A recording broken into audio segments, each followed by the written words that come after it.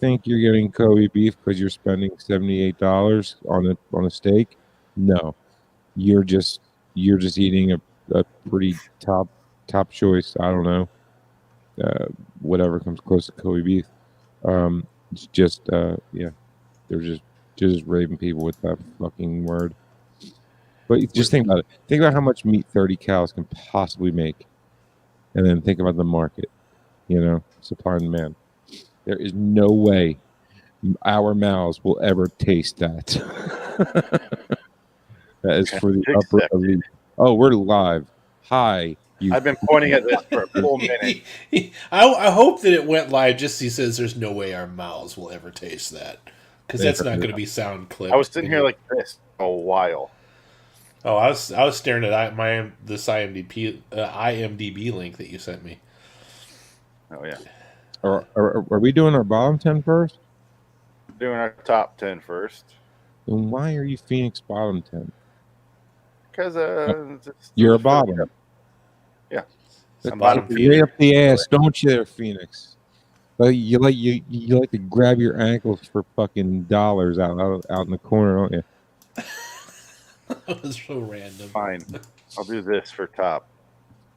Thank you. Now I know what we're doing. Power top. Power top. just boom, shove it right in there. Spit and wham. I generate an enormous amount of power. No, right. No, you don't. All right, guys. You ready, Frank? You got your shit queued up? Yeah, dude. This was about the most hardest list I've ever had to. I know, it was like homework, right? I was whining about it too. I didn't eat, like, the bottom 10 was much easier than the top. For me, it's the opposite. I had easy time with the top. The bottom, I was like, these got to really count, So I'm still not happy with my list, but whatever. All right, guys. This is our last official episode discussing the original until I finally do the directors and writers stuff. Which apparently I'm doing after this. I meant to do it before, but I got. So, Adam, 1 through 4. 1. Frank, 1 through 3. 3. Oh God, that's a long one. And now, ladies and gentlemen, our leader. Good evening, ladies and gentlemen. Tonight, I shall talk to you about glorious conformity, about light, the ultimate pleasure of a unified society. Well, Paul, you're looking as beautiful as ever. You make an old doctor wish you were a young intern. Just as beautiful as you were when you were a little girl. I had quite a crush on you. I lived in the same apartment building. She moves fast, big one. No trouble. I just killed my... You be dead! You're a silly, old fool of a man. Oh, stop treating me like a retarded child or something. How come you don't make my legs well? Because then I wouldn't have the fun of carrying you. And you'd get yourself a young boyfriend. Something wrong with her. I know she's not deaf or dumb or retarded or anything. How is my favorite attractive young widow? Perfect, as always. Are you describing yourself, Mr. West? Let the mistress decide. There is no God. Viva, viva, viva, viva, viva, viva, viva. Viva Clemente! Viva Clemente! They call music. Why don't you play some?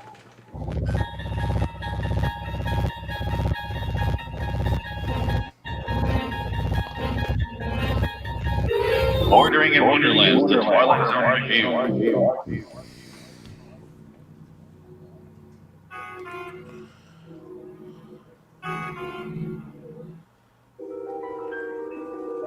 There is a sixth dimension beyond that which is known to man. It is a dimension as vast as space and as timeless as infinity. It is the middle ground between light and shadow, and it lies between the pit of man's fears and the sunlight of his knowledge. This is the dimension of imagination. It is an area that might be called the Twilight Zone. Might be called. Might be. It might be. It hadn't been picked up yet. Not sure. Yeah. Is that the end of your clip? Yeah. Okay, welcome to LIW, the Twilight Interview, episode 211, our original series Wrap-Up-Isiode. We're doing our top and bottom 10. I am Phoenix West. I am Frank Links. And I am Adam Wilcox. Welcome, guys. Today, I gave you guys homework. Boo. We're going to go over our top 10 episodes of the entire series of all 156 episodes, and we're going 10-1, so finishing on our favorite. And likewise at the bottom, we're going to end with our least favorite episode of the show. And what else can we discuss? I do have some, I kind of talked about this previously. This is the first time I've done the show sober in a while. I don't know how to handle this. Oh, man. I'm nervous. I mentioned the math about the total time devoted to like Twilight Zone throughout the hood. So out of the 210 episodes before this one, 10,557 minutes. It's 175.95 hours. And I also mentioned I was putting them in tiers. So we're doing the top, bottom, middle tier, all that sort of jazz. And, Frank, as much as we get accused of being negative, I'm my top tier. So the top, I have 45 of the episodes. That's 29%. In the middle one, I have 74. 47.7%. I was gonna say that's close to 50%.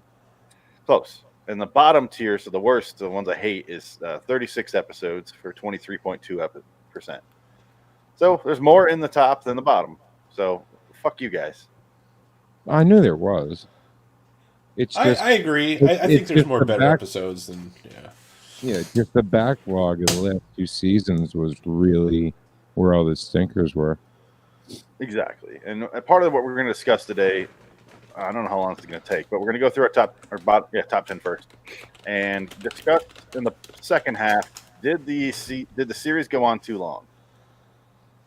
Did it? Jansen, you don't get to chime in. You're off the fucking show. 4 years? Is Jansen in the chat? Jansen. Yeah. Hi, Jansen. Hi. Jansen Quitter Carlin. Yeah, you pretty much put Phoenix into PTSD. I think he should be forced to do this episode with us, do homework and everything.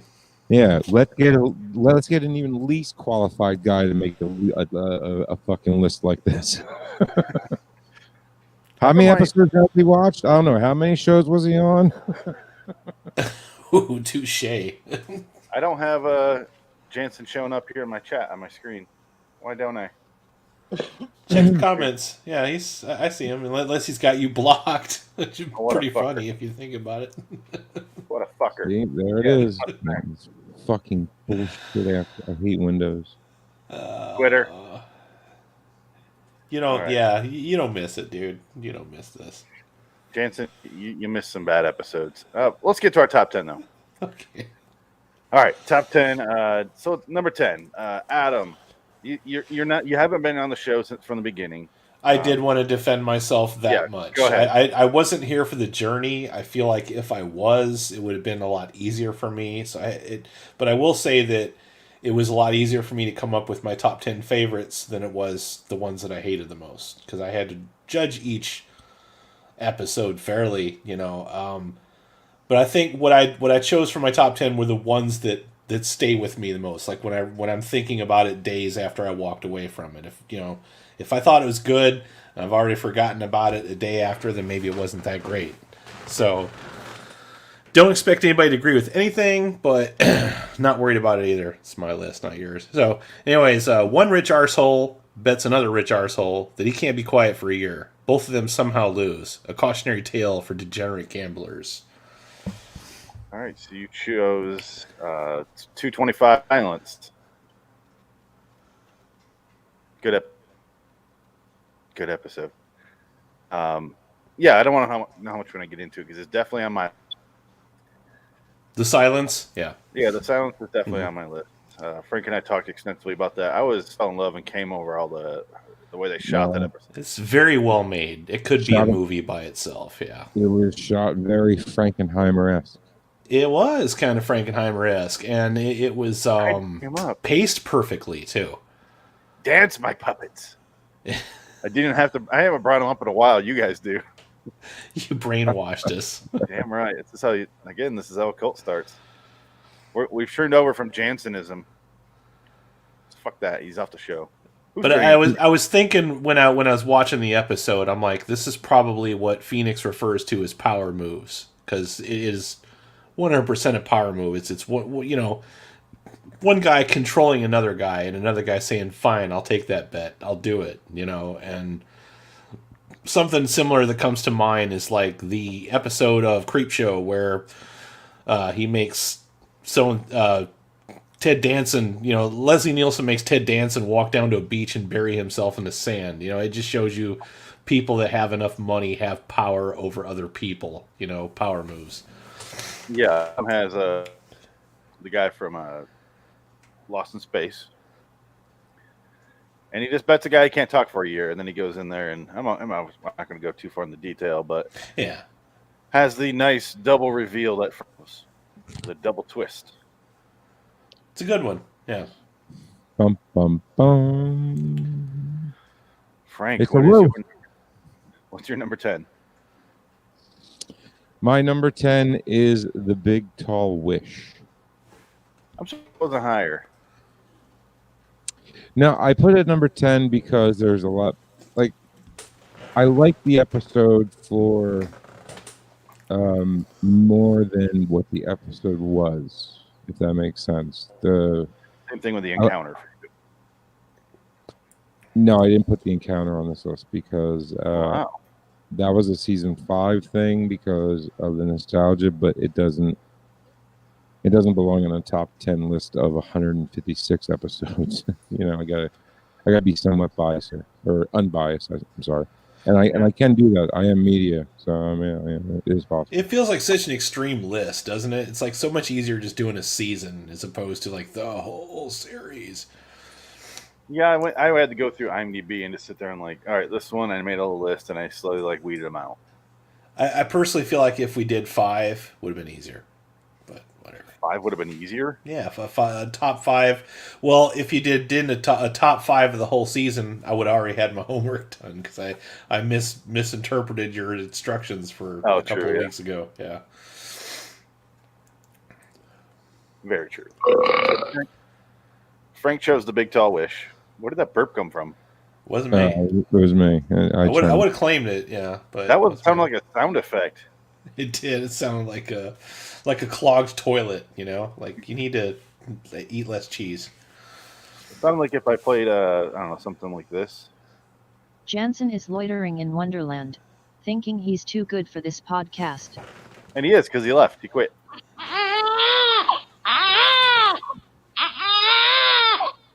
That's Phoenix because Jansen left. Oh, wow. What a dick. There we go. Now I see the comments. All right, All right, my number 10. I have some of the episodes made into Filthy Twilight Zone. I did not get enough time to make all of them. I did not, and I did not get to finish explaining why Big Tall Wish was my number 10. You didn't talk, so you were playing clips. You interrupted. Talk. All right. The reason it's my number 10 is the cultural impact that I believe that episode had and the risk that Rod took by the climate of the 1959 culture, making an episode of all African. What do they like to be called now? Just don't say a certain word and move on. Okay, so yeah, all the N. Never mind. I'm kidding. No, but yeah, no, it was very impactful. Literally, Martin Luther King and all the movement leaders back in the day, they all get a hold of the lead. I can't remember his name right off the top of my head, but Rowley. Who? Rowley, yeah. Rowley. Who? Talking about Bowley. Oh, Bowley, yeah, Bowley. That's what I mean. And it was just, and I thought it was a great story. It really was. But apart from it being a really good story, there's a lot of good stories that are in the Twilight Zone. So if we wanted to go that way, my list would be never ending. So I picked this one for the cultural impact I think this episode had on the, basically I think it helped the movement, go forward and inspired other people to help the movement go forward. It hit a certain nerve that they weren't even addressing the fact that the dude was black, and in this specifically why I Am Night Color Me Black didn't work. They hit it way too hard on the head. Yeah, but that was just a rod recycle, so yeah, that doesn't count. All right, my number 10 I already talked about last week. It's The Long Morrow, episode 515. I'm not going to talk about it because we talked about it last week. I just love that episode. I don't know why. I just do. It's a good episode. Yeah. And it's nice because it's in the middle of a shit season. So you're kind of like, oh, that was kind of enjoyable. And I think it would have been better as an hour as opposed to the ones they chose to make an hour. But whatever. Instead of them for 3 minutes and then him devoting the rest of his entire life to her. Yeah, really. Yeah. Get out of here. Huh? It's like, get out of here. Yeah. My version is way better, where he's just an asshole. Adam, what's your number 9? Number 9 is Groundhog Day, Live, Die, Repeat, Edge of Tomorrow, Happy Death Day, all owe something to this episode. Rod Serling does not smoke in this episode. Horrifying. I'm talking about Shadow Play. Figured as much. That's going to be our number 1.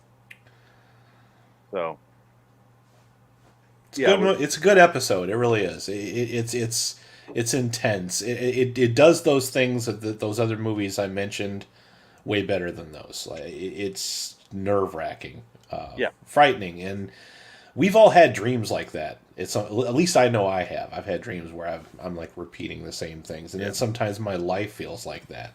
So yeah. Yeah, part of what makes that episode so effective is that everyone can relate to it. Yeah. And the acting is good in that, so you feel that the guy's really trying to get him out of this thing and really like bummed that he just can't, because it just kind of gets marred mogged down in the bureaucracy in it, and they're just going to sit around drinking. Adam's number 9 was Shadow Play, Frank. He walked away. Which one was it? I'm sorry? Shadow Play. Shadow Play? Yeah. Number 9. I'm glad it made your top 10, Adam. Yeah, it had to. It was really good. I enjoyed that. And what's strange is my 9 and 10 were back-to-back episodes. Yeah. There's a section of season 2, the last 5 episodes, 4 of them are classics, in my top 10. I think season 2 really shines a lot. And there's then, a lot of good stuff in there. Yeah. And then there's one episode that is just god-awful. Oh, I'm sure it's going to show up on one of our lists. Probably know which one you're talking about. Yeah, I don't think it's bad enough. No, it didn't make my bottom 10, but it should. It's on that short list I made before I whittled it down to 10, so it's 12. It's like an honorable mention style. Yeah, it's bad. But but I mean, for Shadow Play putting that on there, I'm just happy about it, dude. I am happy about it.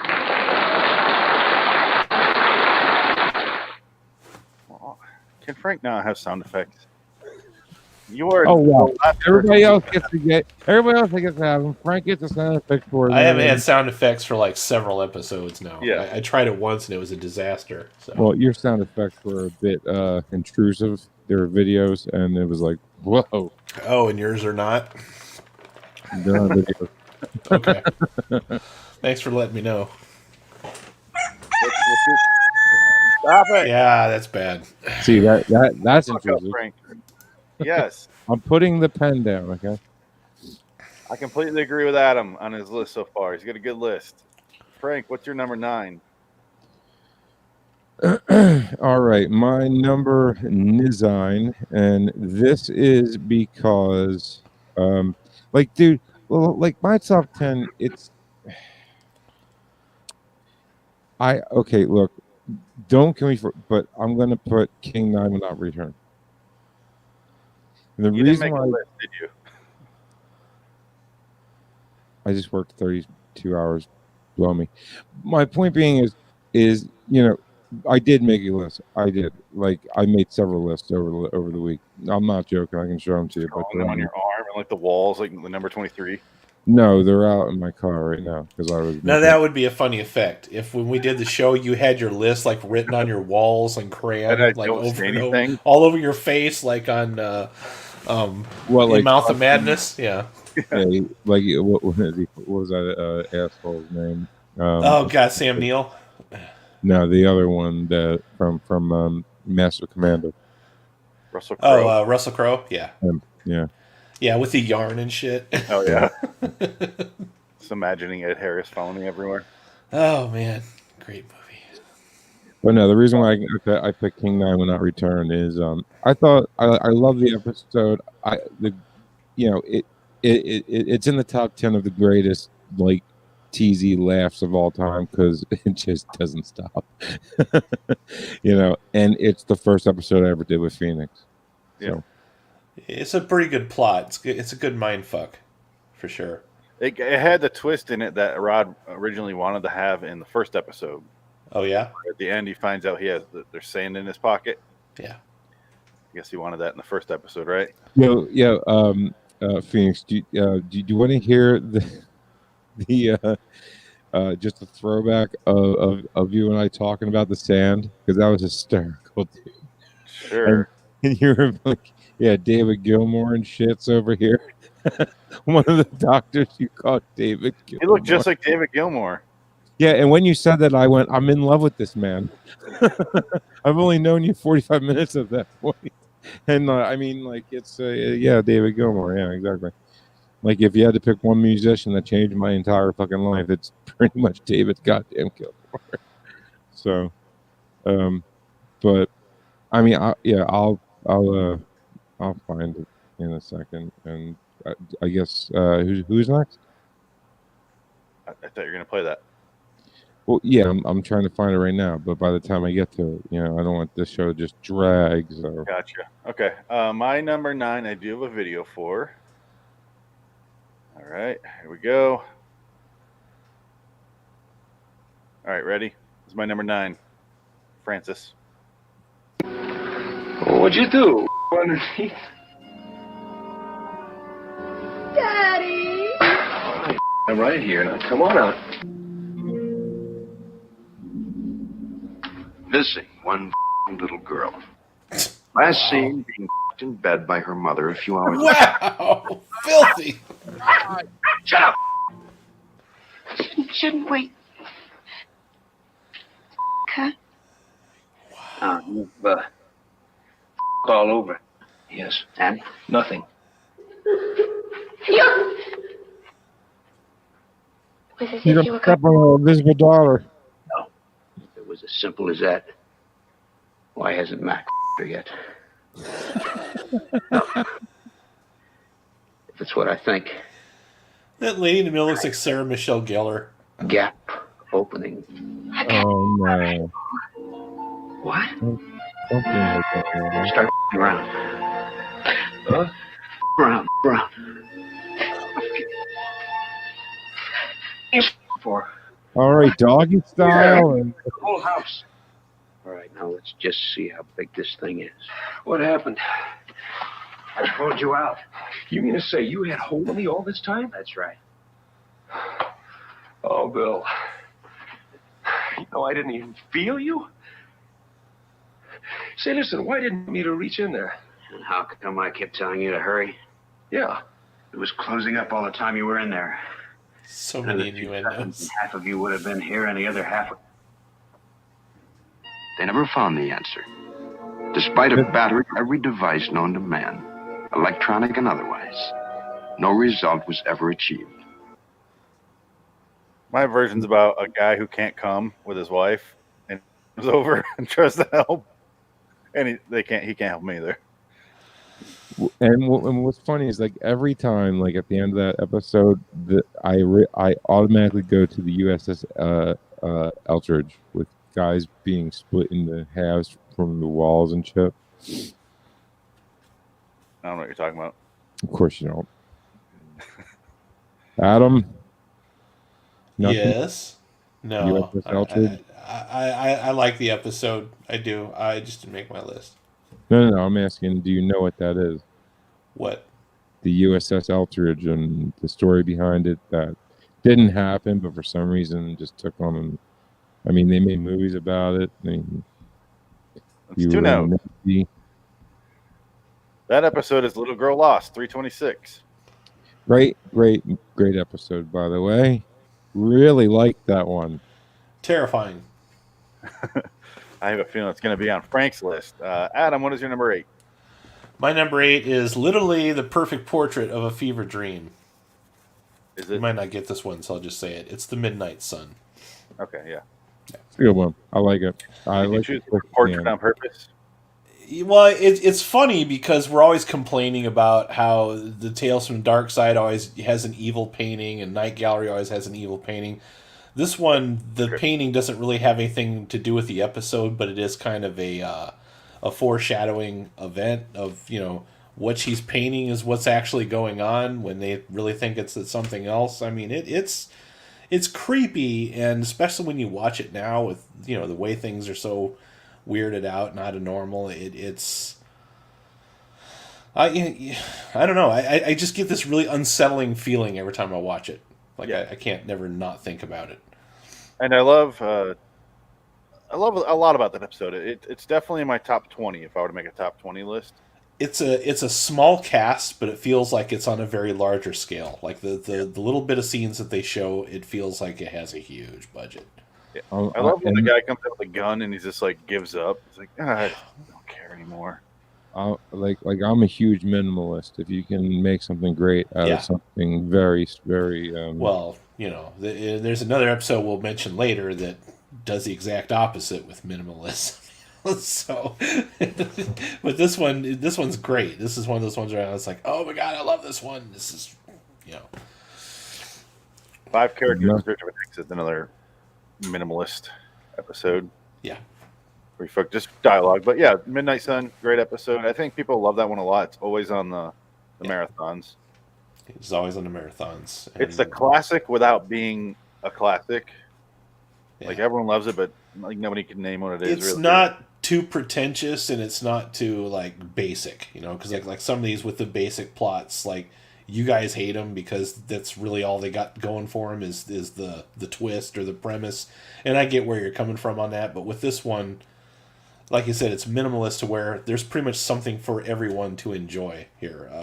Fantastic acting, good script, good pacing. It's like Time Enough at Last is a perfect example of that, where if without that twist, there's nothing in that episode really. It's fine. I love it. It's got Burgess Meredith. But so many annoying characters, and I don't care about the main character. I find him irritating, and you just get stuck, and that's when it gets interesting. But that's all it has. Yeah. You don't want it to rely too much on the twist. You know what I mean? Yeah. If I don't care by the time it gets to the twist isn't going to help me. Like, if you're not invested, I don't give a shit about the twist. But Frank, what is your number 8? Okay, mine. Oh, it was just right there. I'm sorry. My number 8 is The Invaders. Love that episode. Someone else just mentioned that as well. I also love The Invaders, Frank. I'm glad that's on your list. Dude, I've always loved that. Those little roly-poly guys. Holding knives somehow. It's clever, the fact that there's no dialogue. There's no human dialogue at all in the entire episode. And yet you always know what's going on. It's acted out, Yeah, Agnes Moorehead did a great job. She has a James Bond girl name. Yes, she does. I was watching one of them the other day, and her last name was Goodhead. I was like, okay, then I'm trying. By the way, Adam, first movie. Oh, I'm sorry. No, go ahead. No, I'm done. Oh, well, I cut you off, so I didn't hear it. Doesn't matter. Talk, Frank. What were you going to say, Frank? I was just going to say your last pick, the Midnight Sun. Great tits. Yeah. Great tits. Yeah. It's not really what I was thinking of when I was watching that episode, but you lying sack of shit. He's of course referring to the old lady. She had some great cans. I was talking to the guy who robbed him. What are you talking I'll about? tell you what, the Midnight Sun, I probably should have mentioned this, but try watching that when you're in an unconditional heat advisory warning and the air conditioner's broken, or if you're in a frost warning and the heater's not working. It'll fuck you up, that episode. So, yeah, you went from one to the other. Yeah, you go from one extreme to the other, and I love the way they handled it too. It's like you wake up from the fever dream, and you're literally in the exact opposite of what you think it is, and it's like, holy shit! And that is that's what those fever dreams are like. Because like you think you wake up, and then you're not quite awake, and it just gets worse. It's like, oh, jeez.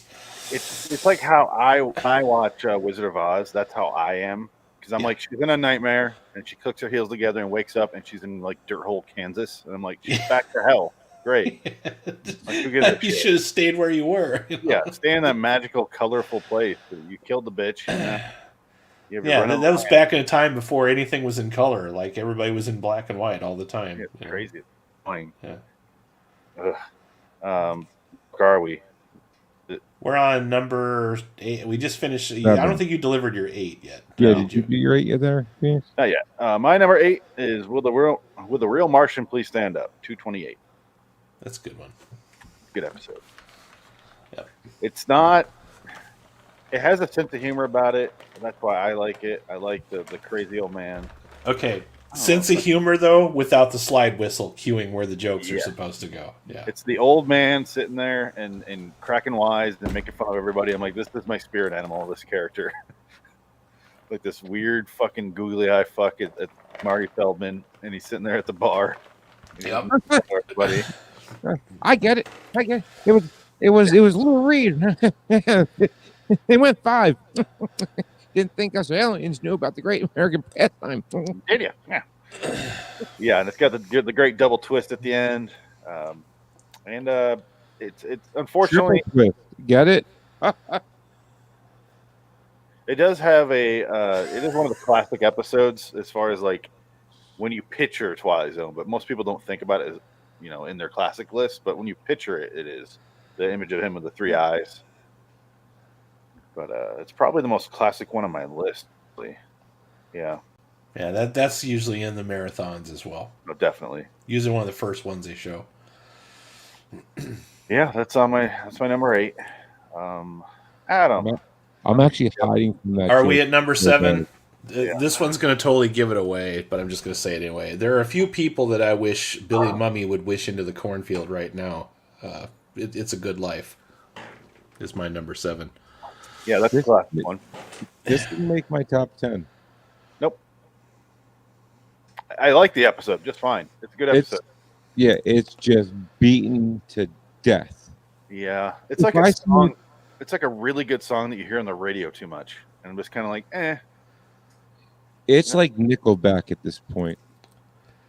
Everybody knows somebody though that's like that. That just has way too much power and way too much influence, and it reminds you of people. Anybody you've ever known that you've had to walk on eggshells around. I hate this that person. too. Yeah. But the thing is, like, as soon as I feel that way, I go, hey, I don't feel like walking on eggshells around you motherfucker, so we're going to do that now. Or if you don't do something when somebody tells you to do it, I'm like, why? What are you going to do? Wish me into the cornfield? I've said that to people before. I'm like, it doesn't work like that. Dude, you are a rebel. You're a madman. You are the dude. Were you voted boy most likely to become a mad lad by the age of 50 in your high school yearbook? Oh, absolutely. I knew it. Yep. I also like the Simpsons parody of this too. He's got the principal singing "Hello, my honey," "Hello, my baby," "Hello, my ragtime gal," and then Bart's like, "I love school."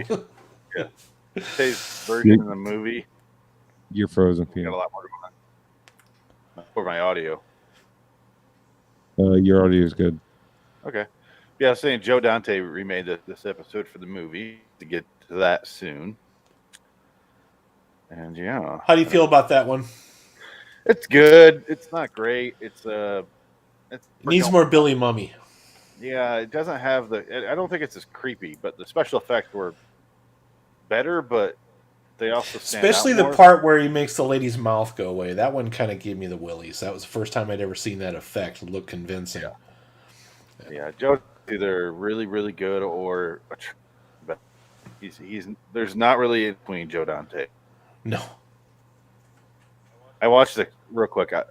Netflix has a show that Dante made and like a bunch of actors, and it's fucking unwatchable. It's only half hour, but it's like all these little shorts, internet shorts that he put into an episode. It's unwatchable. But try to sit through that thing.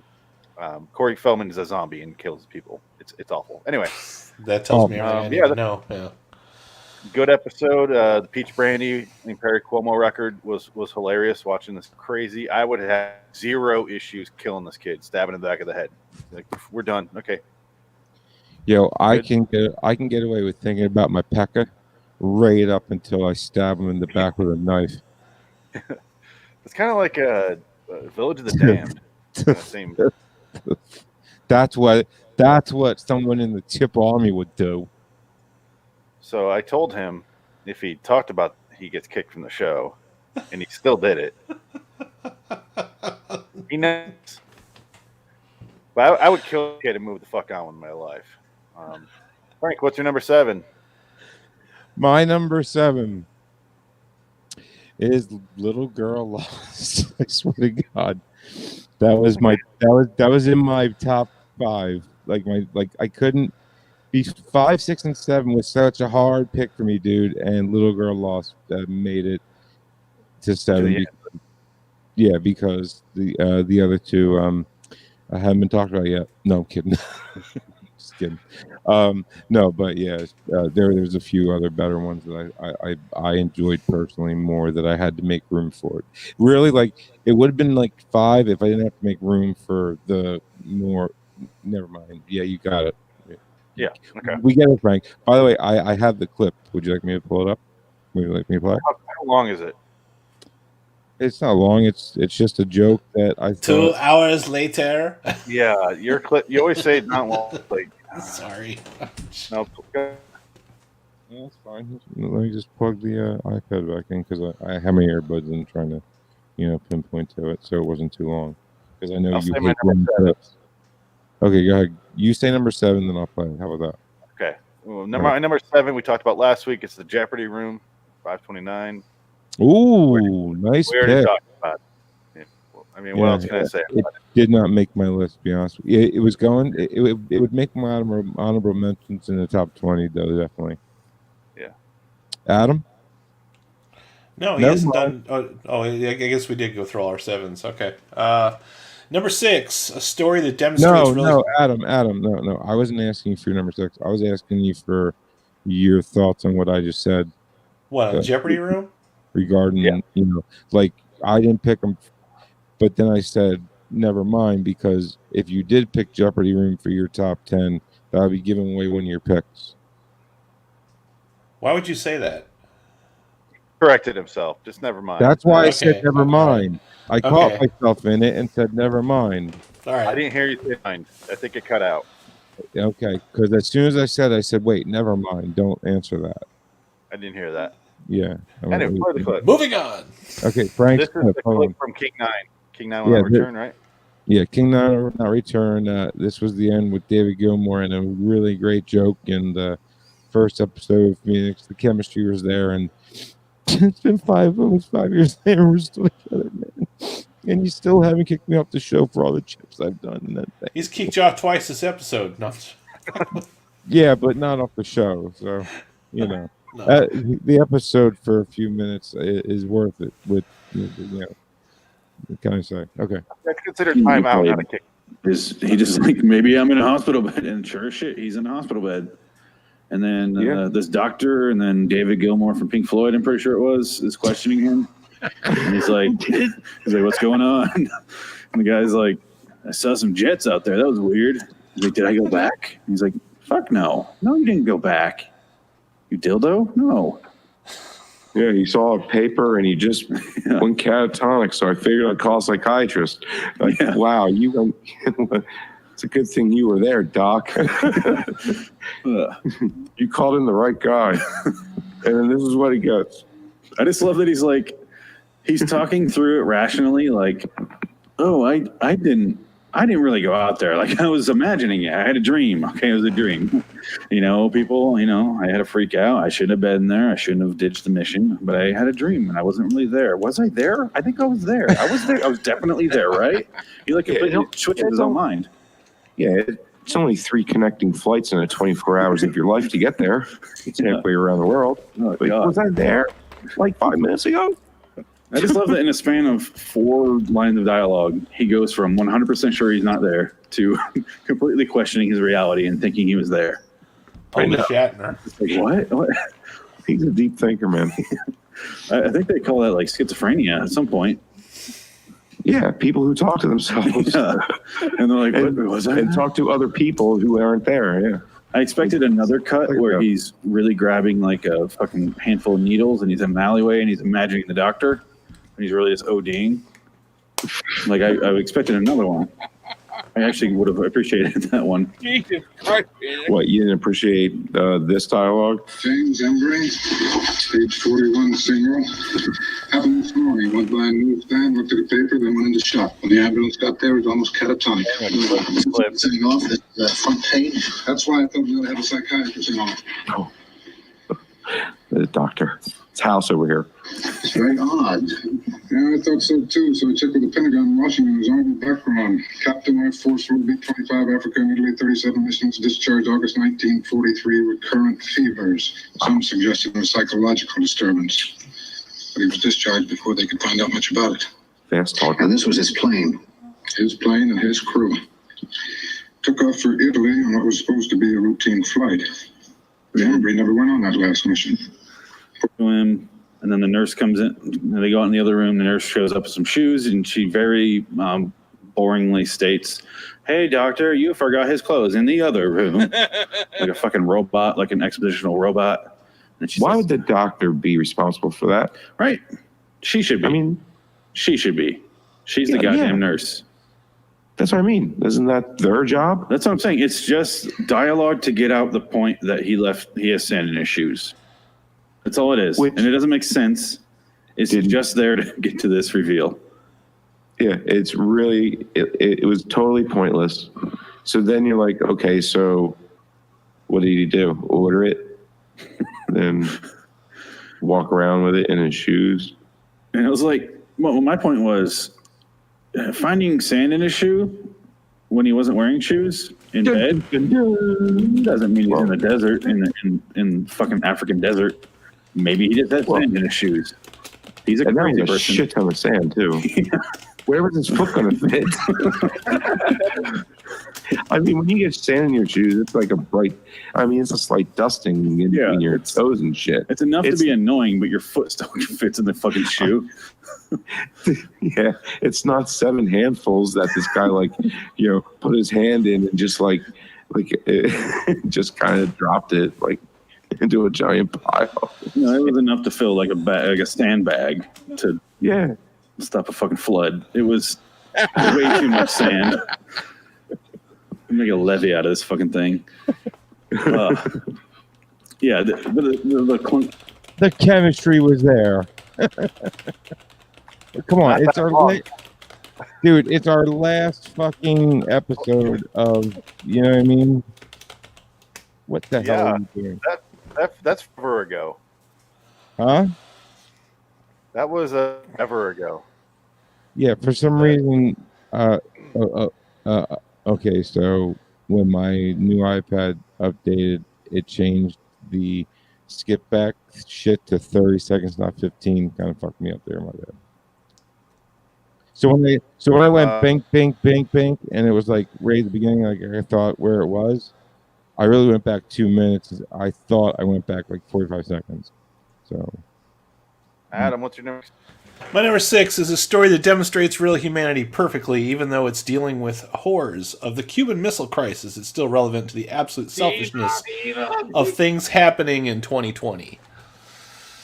No, I'm talking. Go ahead. Did you guess the name of the episode yet? Yeah, I know what you're talking about. But Okay. that almost made my bottom 10. Oh, really? No, I like The Shelter a lot. I do. Oh, Shelter. Okay, no, yeah, I didn't.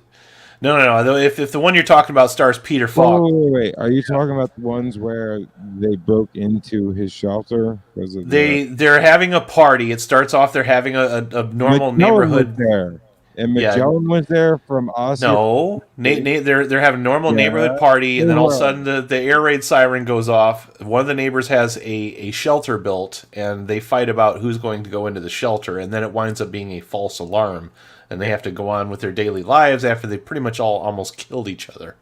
Oh yeah, no, it just goes to show you. But no, the reason I said Magellan was there, Adam, is because Ossia Flight 33, Magellan in the cockpit was one of the guys at the dinner party.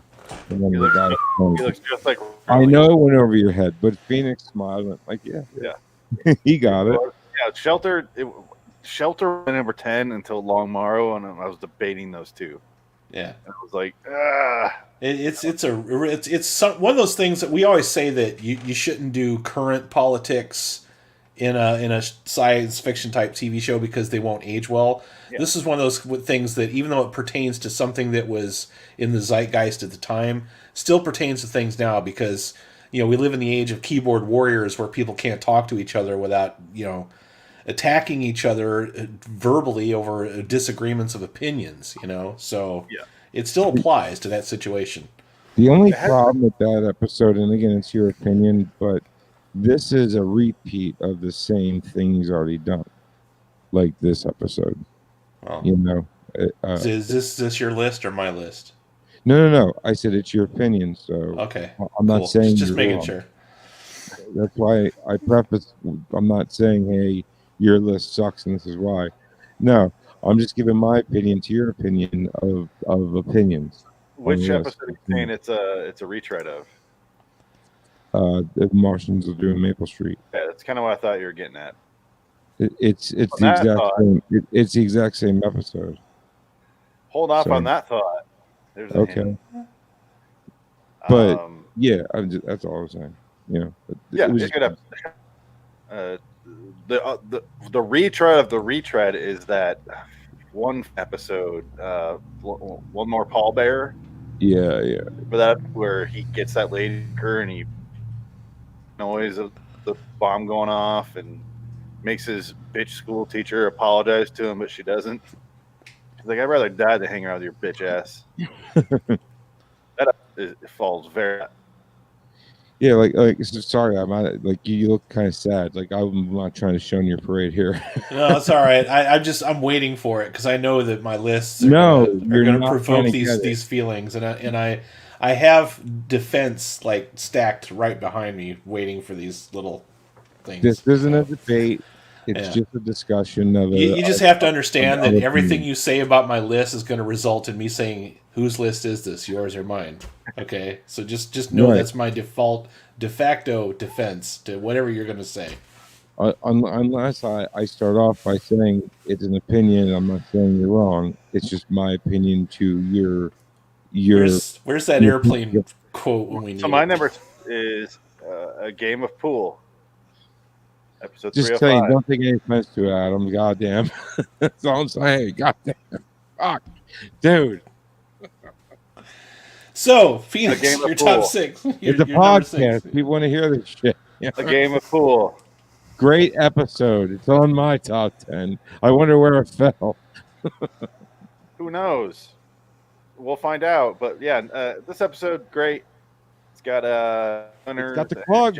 Jack Klugman. And they're just playing pool, and it sounds like the most boring thing in the world. Obviously, we're not going to get the plot that deep, but the dialogue keeps it going. The acting is outstanding, and it just keeps going. Now, Phoenix, I remember asking you during that episode, and I don't remember the answer. Should just answer me yes or no. Did you think the ending would end the way it did? Yes or no? Did I think the ending would end the way it did? Yeah, Like- one of the first times you ever saw it, did you think the ending would end the way it did it? I think that's probably pretty not. much- I would assume No, not. me neither. That's why I thought it was one of those perfect. Never. I don't want to get into it. Okay, that's all I wanted to. Okay. It had. See, that's like a double twist, but not really. But yeah. Let's move on. We're running a little long here. Let's speed through this. So Episodes. Have fun. yeah, real quick. Well, I'm in extreme pain. That's Oh. why. So, Kyle, let's see. Mags at Maggie Cake Remix says Walking Distance is. She also said most underrated episode of all time is The Hunt. Okay, what else? Dust, Walking Distance, Hitchhiker, strong lead. Same with The Invaders, no script. Also, listen, I know the audio is whack, but Bewitching Pool is epic. I think about it every time I swim. What? Yeah. Top Kali, 10? Kali said, Cat Benny's said, let's see, in no particular order, A Stop at Willoughby, Eye of the Beholder, Walking Distance, The Obsolete Man, and Miniature. Look, there's two kinds of people in this world. There's people that think The Bewitching Pool is a bad episode of The Twilight Zone, and then there's people that know that it's actually a recruitment tool for human trafficking. Yes. It is. Or somebody's number one on the bottom. It's somebody's.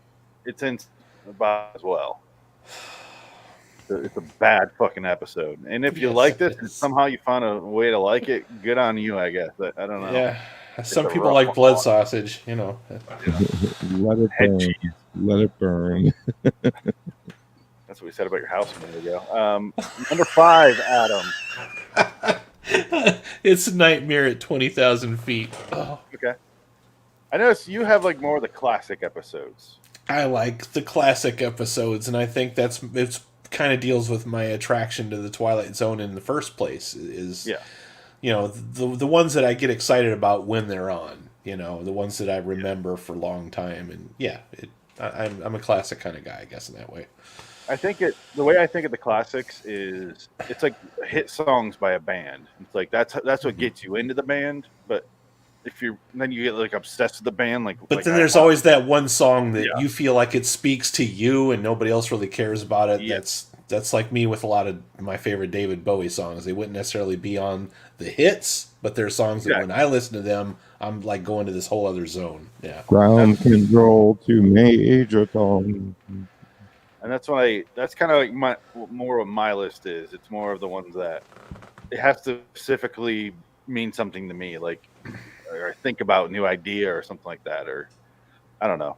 But yeah, Nightmare 20,000 episode.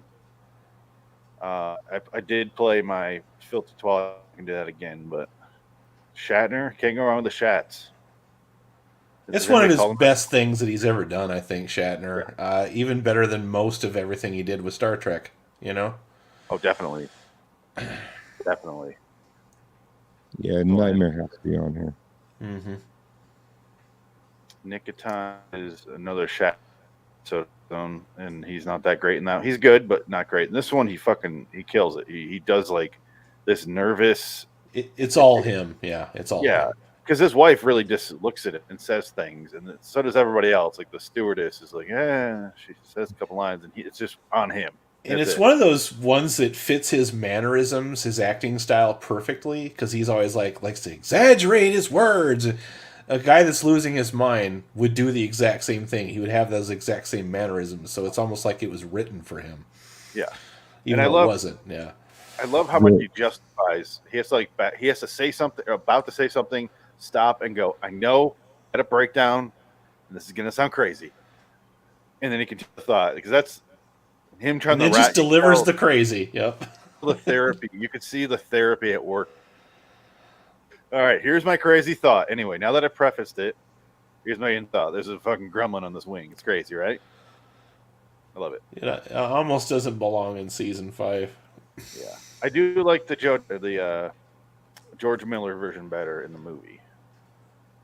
Yeah, because John, you couldn't pick a better actor than John Lithgow to do that. No. I can't imagine that bit done with anybody else. Really. No, he'd be there. Adam Scott tried. He did the best that he could, but it just still doesn't beat John Lithgow. That's I just like my the Adam opinion. Scott one even more than the other two. I like that one the best. That's more my style. I don't want monsters and gremlins and shit in my episodes. You like it more on a cerebral level. Yeah, I don't know if like the Riddler Martian Please Stand Up, like because of the who aspect of the mystery, the who done it pretty much. The ending with the Martians I don't really need, but it's there. But I like the characters and stuff. Yeah, Frank, what is your number 5? This is our top 5. Well, Nightmare. That's 20,000 feet. Okay. All right. Well, It was that between my number 4. I couldn't, but number 4 took it. So. Okay. Yeah, I mean it's. Well, it's weird. It was the greatest Shatner that Shatner was ever Shatner. Yeah, he shat it all over the place in my episode. Dude, yeah, I mean, he needed an adult stifle for the amount of Shatner he was doing. Yeah. You know what's weird? My number 5, Nightmare as a child, 29.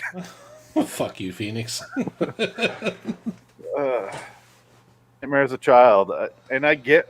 See, this is an episode. Frank's usually makes fun of me for liking this episode so much. I like this episode. I like the whodunits. I like the mystery ones. I like the ones that are more in someone's head. That's up my alleyway. That's what I like about Twilight Zone. And this episode is just a little girl got molested as a child, and she's trying to figure out who the fuck did it. Little Marky. You were doing so well, Frank. Don't you remember? Yeah. Remember that episode I was trying to find I accidentally played the Marky Viagra commercial I did? Viagra, because you forgot how to get an erection. Don't you remember? Yeah, because we were doing commercials back then. Yeah. We were getting paid, son. Do you have any idea what episode we're talking about? No, I don't. Sorry. That's all right. I have a built-in defense. I didn't come on until the late season. I was the last season edition of a terrible TV show. Yeah, it's it's in the back end of season 1. But one of the guys I did last week with Dick, that Dow Mystery Hour, whatever that was. One of the guys from that episode, the white hair, is in Nightmare as a Child. So I was like, hey, there he is. It's that dude. And it's straight up creepy, but it's supposed to be creepy, unlike The Fugitive, which is played off as romantic. But yeah, I love that episode. Go out. It's not a popular one, but I love that episode. And we'll move on because nobody else has seen it. 4, Adam. My number 4 is, you guys don't like it as much, but I do. It's Time Enough at Last. I love Burgess Meredith as an actor. He's in a lot of the better Twilight Zones. At least I feel like even the bad ones, he brings something to them, So, yeah, it's great. It is one of those that takes its premise and follows it all the way to the end. But had it been acted by anybody other than Burgess Meredith, it probably wouldn't have been as memorable, I don't think. It would have been sad. Yeah. Yeah. His wife is a straight up bitch. She carved his books out. Yeah, like she scribbled all over his book. What a bitch. Yeah. And who has the time to do that? Yeah. One of those episodes I watched, I go, what you read then? Like what is in this? It took a team of 10 interns fucking 4 days to do that. Yeah, definitely. When I making fun of it earlier, it's not to say I don't like it. I do. Episode there's it's just not like some things don't work for me. Yeah, it's just me being too picky. Again, that's like the Money by Pink Floyd. Well, I've heard that 1,000 times. I discovered that you guys weren't I can't pick the popular episodes because we're too cool for school type of guys. You definitely pick the ones that are personal to you. So whatever you come up with, hey, I respect it. You know what I mean? You guys aren't. You don't act like hipsters, is what I'm getting at. So is that when you say I don't like? Just I've watched them so many times. You got to move on to Money by Pink Floyd. You're gonna find some better like side B in a record. Yeah, for me. like us and Yeah, them. if you're a Rolling Stones fan, are you just going to listen to Satisfaction for 8 hours, or are you going to put on, one of the old blues cuts or something, so None of it. or that. If I made a top 25 or so, it would be in there. It's definitely in the top tier. But yeah, it's a good number. What are we on? Number 5? Number 4? Number 4, right? Yeah, we're on number 4. Okay, that's a good number 4. There's nothing on your list I want to make fun of. It's very different from mine. Give it time. Give it time. There's going to at least be one of them on there that I know you're going to make fun of. No one just should be making fun of right now. It's opinion. Yeah, Frank. If he throws up the fucking bar, I'm gonna make. Ow! Damn it! You made me hit my groove on my finger. So number 4, Frank. Is it to me? Number 4, Frank. Oh, it must be to me. Sorry. He doesn't know his name yet. 37 years old does nothing. No, I have them. I have all the seasons up on my MacBook, and I know what my list is, so I'm just trying to get to it. But because I want to make sure I got the right thing. I gotta get number 4 because it was between. Where is it? Sorry, I thought Adam was next. My bad. I just went, Frank. I'm sorry. We've been talking. You're being really rude right now. I'm sorry, man. I've been up for 2 days. And it's been fucked up. Sorry. Sorry. Oh yeah. My bad. It's the perchance to dream. Perchance to dream. Interesting. Love that episode. Right out the window. So this is one I make Frank for loving so much. I know you do. I know you do. But you know what? I loved it because it was one of like the first. Just the end of the episode, he goes, "Holy!" Right out the window. You just want to fuck the cat lady. That's all you want to do. Yes, she was hot, dude. She was hot. She's hot. Adam, that's the episode. Guy goes in the psychiatrist's office and tells him that he has a night, and if he sleeps in, he's gonna die. That's the episode. Okay. And I won't spoil it. Watch it, but it sounds vaguely familiar. Yeah, it's a good episode. I would bad. I do kind of middle of the road for me, maybe a little bit above the middle of the road. No, I just like the acting, and I just remember from my childhood. I was always like, yeah, that's the list, man. It's the ones that stay with you. The ones that you always remember. Yeah. It's a good episode. I have an out the window moment, which is my favorite thing. It's this thing why I started this podcast is an out the window moment. Yeah. So definitely gotta give it mad props for that. Guys, people jump window is so hilarious to me. Yeah, like and like it's so not expected. It's just what? No. like after you missed a couple of steps before you get there. What's that? Come on. He's just like, come on in here. That man's dead. I don't know. He came in, laid down, just died. Meanwhile, you get a whole show of all this crazy shit. And then window and everything. In the wrap. That was great. My hour we did mention is they're doing Maple Street, episode 122. Yeah. I love the ones where it's people against people. I don't like it when the zombies, because zombies are boring. It's humans being humans. Yeah.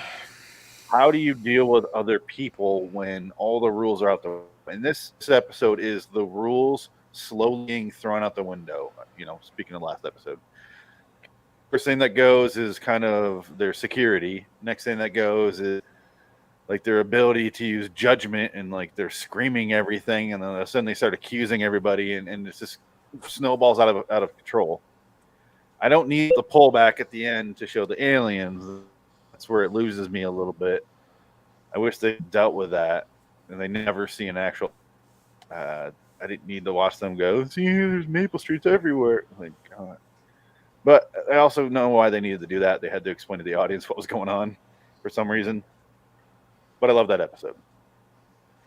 The human beings turning on each other is pretty much the whole framework for another show that you love, which is The Walking Dead. You know, the zombies in that show is the backdrop, and it's the people that you have to worry about. Otherwise, it wouldn't have been umpteen million seasons of it. I can't think of a single time when they fought a zombie where I was like, oh my God. But when they're on that knees at that one place and they're getting hit in the head with baseball bats by people, that part, I'm like, holy shit, like this is awful. It's the people fucking over people because people do some horrible zombies I don't care about. And whatever. But yeah, I love that episode. Top 3 time, guys. Top 3 time. Frank, start finding your number 3 because I don't want you to look for another 2 minutes next time. Adam, I already know what my number 3, 2, and 1 is. My number 3 is The Invaders. Wow. Yeah, I love The Invaders. Quick, because we already talked about most of the episode. Yeah. Okay. Invaders. Great. Top 3, huh? Yeah, great. Top 3. It's a fun episode. It's great. It's also personally it's my mom and I's favorite episode. It's the one we always talk about the most. Is how much we love that one and the reveal, and it's kind of tongue in cheek humor and kind of creepy at the same time. It just works, you know. Yeah, it's also adorable. If you rewatch it, there's really nothing in that episode that dates it. Like you can't tell what time period that takes place in. You know, like you look for furniture. So they really paid attention to the set, making it look like this could literally be any time period, anywhere, any planet, any universe, any realm. Say, you know, even if it's 1820, it wouldn't matter because it's not Earth. Exactly. It doesn't really matter. So you appreciate that little attention to detail right there.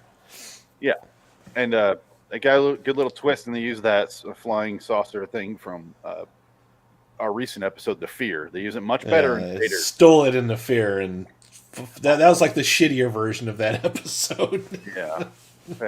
Like, hey, Sal, we still got that flying saucer from that 2 seasons ago. Let's make an episode out of that. Yeah. Throw that fucker in there. We're almost done Just anyway. throw it in there. No way, it's science fiction. Forget about it. Frank. Forget about it. What's your number 3? Okay, so my number 3 is Obsolete Man. Okay. I mean, yeah, it's a great episode. This is Burgess's best episode, as far as I'm concerned. Sorry. No, I do believe our buddy over on Twitter. We have a bunch of buddies over on Twitter. I think it's the Tableau guy. I could be wrong, but said he edited Rod's intro to it and said how amazing the Twilight Zone is still so relevant to today, right? Yeah.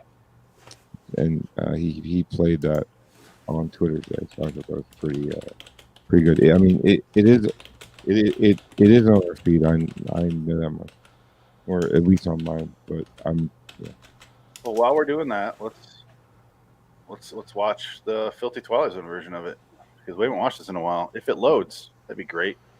It's not loading. This is not a new world. It is simply an extension of what began in the old one. It has patterned itself after every dick who's ever planted the ripping imprint of a on the pages of history since the beginning of time. Please, Mr. Wordsworth, turn around, face the camera. That's right. And don't stifle your emotions. If you feel like go ahead, or if you want to by all means, some high state official might take pity on you. That would be, wouldn't it? A little abject, hand-wringing, chest-pounding, falling down on my hands and knees. Yourself, Mr. Wordsworth. Unfortunately, I don't have time to be by them when they do come. I have another appointment this evening. It's one thing for someone like yourself to do a little but what a choice opportunity to show a member of the state doing likewise. But you're insane, Wordsworth, if you think they'll let me stay here. I asked clarification of the term. Yeah, that was my first one, I think. It's not very good. I like it. It's okay. Every time I see that guy, all I can ever think of is him headless on a tray in Reanimator. Yeah. I fucking love that guy. He's great. Right in the crotch. It's crazy how the birds didn't even crack my top 10. I don't know why. Except this. Oh, yeah, just this one. Oh, yeah. This, yeah. I'm sorry. I was like, what we're talking about? How am I talking about? Yeah. My number 3 is The Silence, which we already talked about. It's episode 225. I knew it would be in there. Adam, what's your number 2? My number 2 is The Obsolete Man. My number 2 is The Obsolete Man. No, my number 2 is The Obsolete Man. But my number 2 is The Obsolete Man. My number 2 Obsolete Man could beat up your number 2 Obsolete Man. Dibs. Yes. It's a fantastic episode, Frank. Rock, paper, scissors. I've seen it. Rock, paper, scissors. Rock, paper, scissors. I agree with you about the best Burgess Meredith episode too. Even more so than the Time Enough at Last. Yeah, he's great in it. Yeah, it's a good battle of the wits. Perfect battle of wits. Yeah. So I'm guessing you just saw it recently. What, Obsolete Man? Yeah. No, I watched it with you guys when it was our special. The Redux, where it was viewer's choice or whatever it was. And I was like, Twitter bracket winner or something like that. Twitter bracket winner, and yeah, they picked a good one. Against crazy. They picked a good one. All right, Frank, what's your number 2? My number 2, and we all know what my number 1 is. So that obviously means my number 2 has to be. Don't you dare suggest Bell. No, it was right there. Death's Head Revisited. Okay, Death's Head Revisited. Yeah, I didn't want to say it wrong. All I can say about it is the most important episode of Twilight Zone. Hands down. Yeah, every history class should show it, at least in high school. At least. Definitely. Yeah. Not a fun episode to make fun of, so let's move on. Although we pulled some pretty good jokes out in the beginning, and I was like, I can't believe we're pulling jokes out of this episode. That was a weird one to talk about because we're like, what do we do about this? Because it's like, I think it's that people should walk to school. It's that. Yeah, it's like gallows humor, almost. But they call it gallows humor, maybe. In a way, like, I mean, the few jokes he put out of it is what I'm saying. Yeah. But my point being is, like, whenever I'm confronted with like emotions like that, I try to make jokes because I'm just fucking awkward. So, yeah, I can see that. Really? Let's get our number 1s out of the way and be done with this. Adam, what's your number 1 favorite episode of the Twilight Zone? You know what my number 1 favorite episode of the Twilight Zone is. I know. Do I really have to say it? No. I'll say it if you want me to, but I feel like it'll make you mad if I do. No. No, I give you credit for it, but it's all in good humor. It's Eye of the Beholder. I fucking adore Eye of the Beholder. Everything about it, the pacing, the art direction, the lighting, the way everything just kind of comes off one layer at a time and reveals more and more. Now, this is one where I'll admit the premise is kind of bullshit, but the way in which it's delivered is flawless. Like, it's a masterpiece. It's what I would call the gravity of episodes.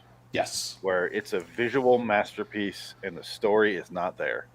Also, it's one of the first ones I saw when I was a kid that really scared the shit out of me. Like, I watched this when I was like probably 4 or 5 years old. I'm like, whoa, oh my god, so. Yeah. It's the first episode I'm watching, I think, or at least can remember. One of the first ones for sure. Yeah. Frank, definitely. Sound like you're saying something? No, I said definitely. Yeah, it would make my top. I don't want to say 20, 25, or maybe 30. I don't know. It's a very well made episode. Just for me, I just find it a bit tedious, but people love it. It's one of the. I think it might be even the highest rated episode up there. So, clear. I'm wrong. There's definitely a lot of Animal Farm influence there, a lot of Orwell influence. Also, I feel like Eye of the Beholder and The Obsolete Man could almost belong in the same universe. Yeah, strangely, they're very similar, and I like that approach to dystopian science fiction a lot. Yeah, my biggest complaint about it, if I even said this back on the podcast, is what the fuck is Frank having a seizure? No, I got my pen. Oh, my biggest complaint is it ends at the. I want to see Pig and what he's doing. I want to see what the fuck is up with this world, and we get a little window into it, and we look through the peephole, and then it's over. Go on. Another movie that did that exact same fucking stunt is that movie 10 Cloverfield Lane with John Goodman. Like, by the time they show if you haven't seen the movie, I won't tell you anything else. But It was awful, right? Yeah, it's not good, but it's one of those things where when they pull away and show you, it's like, no, I want to see more of that, no, and then it just ends. It's like, fuck. I hate watching movies and they're bad because it feels like a waste of my time. No, it's not a bad movie. It's just it's a similar premise though, where it's like the world is not the world that you think it is, or have been led to believe that it is, which is what Eye of the Beholder does very well. I love Eye of the Beholder. I would put it in my honorable mentions top 20 at least. See, this is where I see sci-fi different. This is why I like 10 Cloverfield Lane until it got to that monster shit, and I was like, But when you have to condition yourself after 10 Cloverfield Lane that if you see the word Cloverfield in anything, there's going to be some sci-fi bullshit twist in it. I knew that, but it's where they go dump the movies that they don't know what to do with. It's like, well, let's just put it in the Cloverfield universe and put a little twist on the end of it. The old Hellraiser scripts. The Hellraiser trick, exactly. Yeah, and like Phoenix, I agree with you. Like, one of my favorite Twilight Zone that they make are the psychological ones, because I feel as though they're the best written ones, the best acted ones normally, because you emotionally connect with the characters to even get to that point in the first place. Well, yeah, both of us have the Silence on our list, and there's nothing science fiction about that at all. It's just completely psychological warfare between two people that two shitty human beings. I'm sorry, go. Well, I was going to move on. So, I was just going to say, especially since you have both of our number one on your top 10. So that's exactly what I was going to say. Our number one. So Frank and I's number one, no surprise, is Shadow Play, episode 226. Yep. And I don't even see that. Like, you get that list of Twilight Zones without any actual sci-fi in it. And this, I don't really see. I'd put this on that list. There's not really any sci-fi. It's a guy having a nightmare over and over. It's not science fiction. It's just a nightmare. How is that science fiction? He doesn't wake up, get killed, and then wake up. But like it's not like he's in a coma.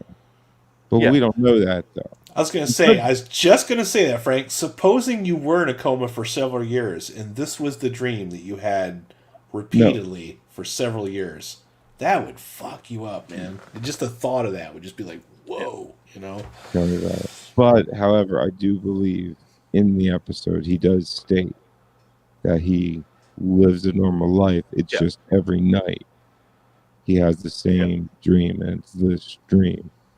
I do believe that is a lie. It is.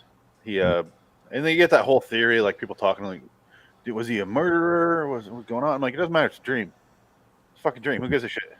Yeah, I mean, like, today he'd be going to sleep clinic studies and shit. Yeah. So that is our number one. Without further ado, our bottom 10. Let's try to be a little quicker about the bottom 10. I didn't do any excerpts for any of these. Is the top 10, bottom 10 not two different shows? No. This is all our original series wrap-up-isode. Okay. Do you need to go potty? Yeah, and I need to get a hoodie because it's freezing down there. All right, we'll talk without you here. You always do. We're not stopping. This is still the podcast. Not stopping. I'm talking about the past ones that we always do, and we always take a break. Yeah, but we're not. Oh, This is forget it, dude. It was just a joke. I wasn't battling with you. But if you want to throw down, we'll throw down. how's that throwdown working? Jeez. Not exactly how you planned it. Ruthless. I have my hand hovering over the button. Okay, Adam, we'll continue without Frank. Yeah, mine's not that exciting, man. I had a real hard time coming up with a bottom 10. It had to be episodes that just really pissed me off. So some of these we've talked about before. My number 10 is Stopover in a Quiet Town. I just fucking hate that episode. We're going to be quick. Yeah. It's a shitty episode with a shitty twist, and people fucking love it for some reason. I don't get it. It's not clever about anything it tries to do. It's like you figured it out within 30 fucking seconds, and you have to sit there for what feels like an eternity, waiting for the oh, that was the reveal. You know, it's like having instructions for something that takes 2 steps to put together. You know, like a 20 page instruction manual for like a Lego set that has like 2 pieces. You know, it's that you put aliens in. Oh, because aliens. You know? I would say, you know what? Here's a good comparison. At least the first thing that comes to mind for me. This is the Campbell's condensed tomato soup version of the Twilight Zone. It's the most Twilight Zone that ever Twilight Zone. Yeah. But it has none of the stuff that you would want to watch in the Twilight Zone because it's condensed. You got to add your own shit in. It's a Twilight Zone episode that could have been created by an algorithm. Yes. Yeah. There we go. Okay. So, really shitty episode. My number 10, I do have a video for. It's awful. I made a version where a guy travels through time trying to get laid and he can't. Sit down, Mr. Driscoll, is it? Or rather, efficient police. Much more intent on in jail than on listening to me. You happen to be an enemy alien, Mr. Driscoll, which is the reason why... The reason why I was in a cell over 6 hours. Oh, yes. Geez. Yes, it's a lovely... Oh, it's more than so much more than I think I would rather discuss this with higher authority before taking such a step. Supposing I you, Captain. How do you Mr. Driscoll? If I do, you'd probably say I was a lunatic. I won't that. Then August 1939, the Hotel Berlin. Another blow for law and order. Hitting nothing and accomplishing just that. You can't anything. I believe you. Feeling pretty secure now, are you, Paul? You sound funereal, Harvey. Then I sound the way I feel. I'm you because you asked me to as a friend, Paul. I can give you efficiency and dedication, but enthusiasm I can't dredge up even to the minutest degree. No sense of adventure? No wonder at the unknown? Some wonder. Some inquisitiveness as to how a human being can place himself in jeopardy. Oh, look, he's recording the episode, Phoenix. Willing anticipation. I didn't cut any of the end because I made it sound fucking him as a favor. And probably would be. What's the name of that episode? No Time Like the Past. It's from it's episode 410, so season 4, and you're watching this guy go to Japan, Lusitania. Where else did he go? He went to go shoot Hitler, and he fucked all of it up. He fucks it all up, and then he just goes back, and it's fucking miserable to watch. It is way too long, and it sucks.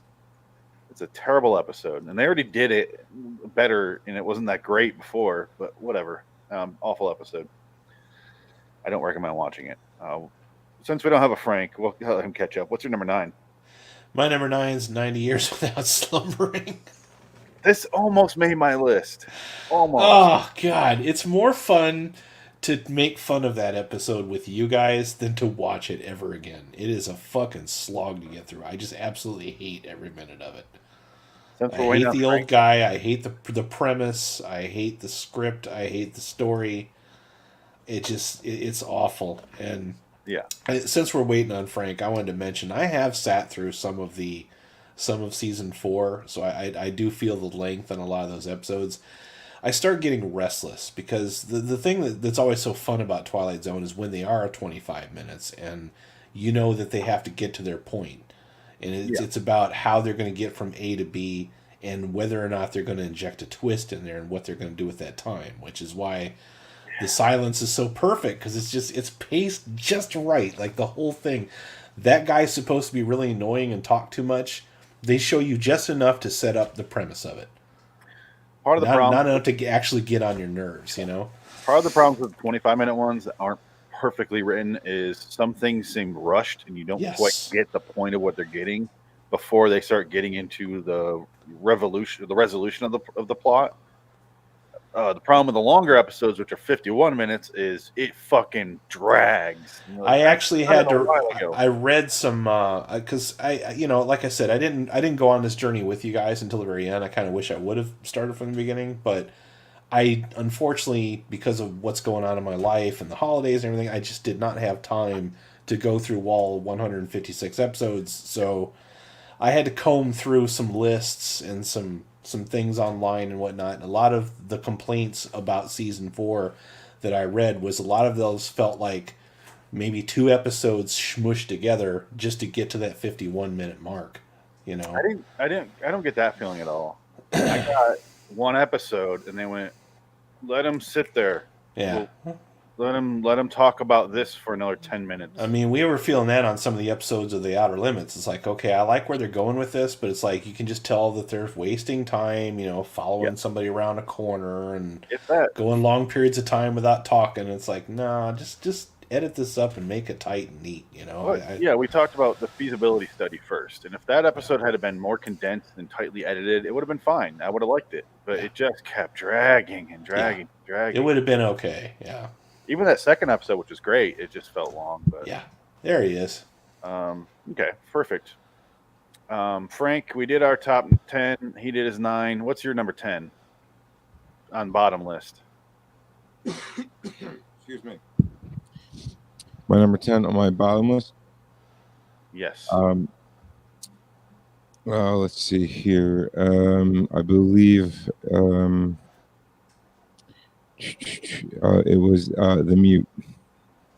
The Mute. Okay. Season 4. That's another hour-long episode. And we did get our clip was she's not deaf, dumb, or retarded or anything from that. That is a plus. That hasn't aged well. Yes. It's a bad episode. It's a girl that can't speak. She comes from a family that speaks telepathically. Her parents die in a house fire at the beginning. She goes to live with some random family. They don't understand what's going on with her.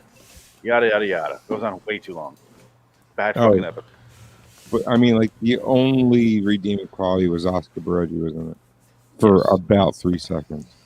Yes, he shows up as German can get, and takes a little girl pretty much. Yep. Oh God, Frank, what are you doing over there?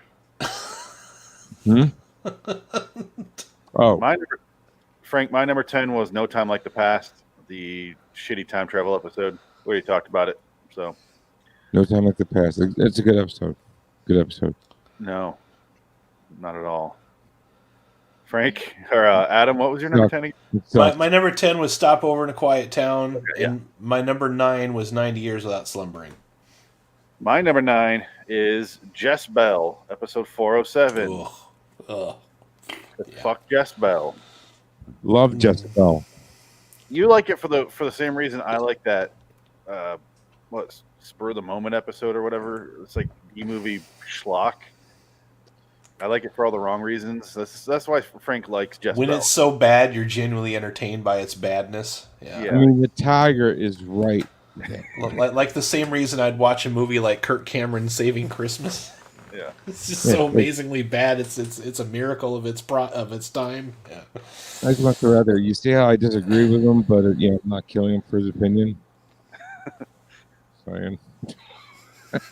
Did you actually like No Time Like the Past, or are you just thinking of a different episode?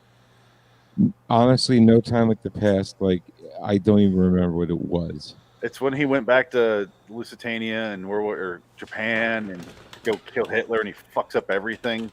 You just can't do anything. That dummy, and then Lincoln, and then it went like I don't know. I think he should have done this guy first, that guy second.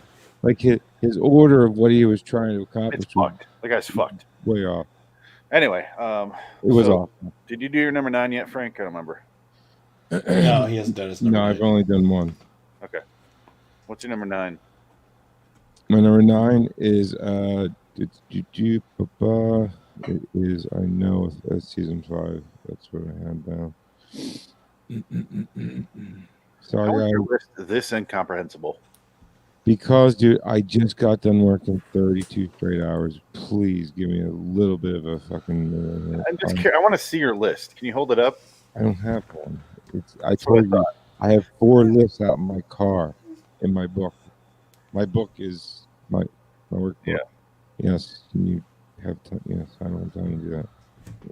I stayed up late, Frank, to make this goddamn list. I don't want to hear about it. Adam did the equivalent of 32 fucking hours. I crammed for an exam to get my homework done, Frank. What's your number 9? Saddle. Oh, a kind of stopwatch. That's Kind of a stopwatch. Kind of a stopwatch was my number 9. You think about that now. That was in Adam's top 5 of season. Of season 5. I like that one. I mean, his face is like, yeah, fuck you guys. You know what though? I did notice something common with bad Twilight Zone episodes. The humor ones are usually the worst. Oh yeah. Especially when they start bringing in the slide whistle. When they start bringing in the slide whistle, I start getting really angry. Like you put a slide whistle on a Red Letter Media episode, and I'm giggling. You put a slide whistle in a Twilight Zone episode, especially a bad one, and I want to punch a baby. Yes. Rod did not understand how to do comedy without. No.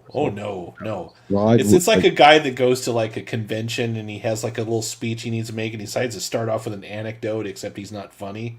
It was Rod's hamburger. Painful for everybody. Yeah. Awful. JJ quack quack.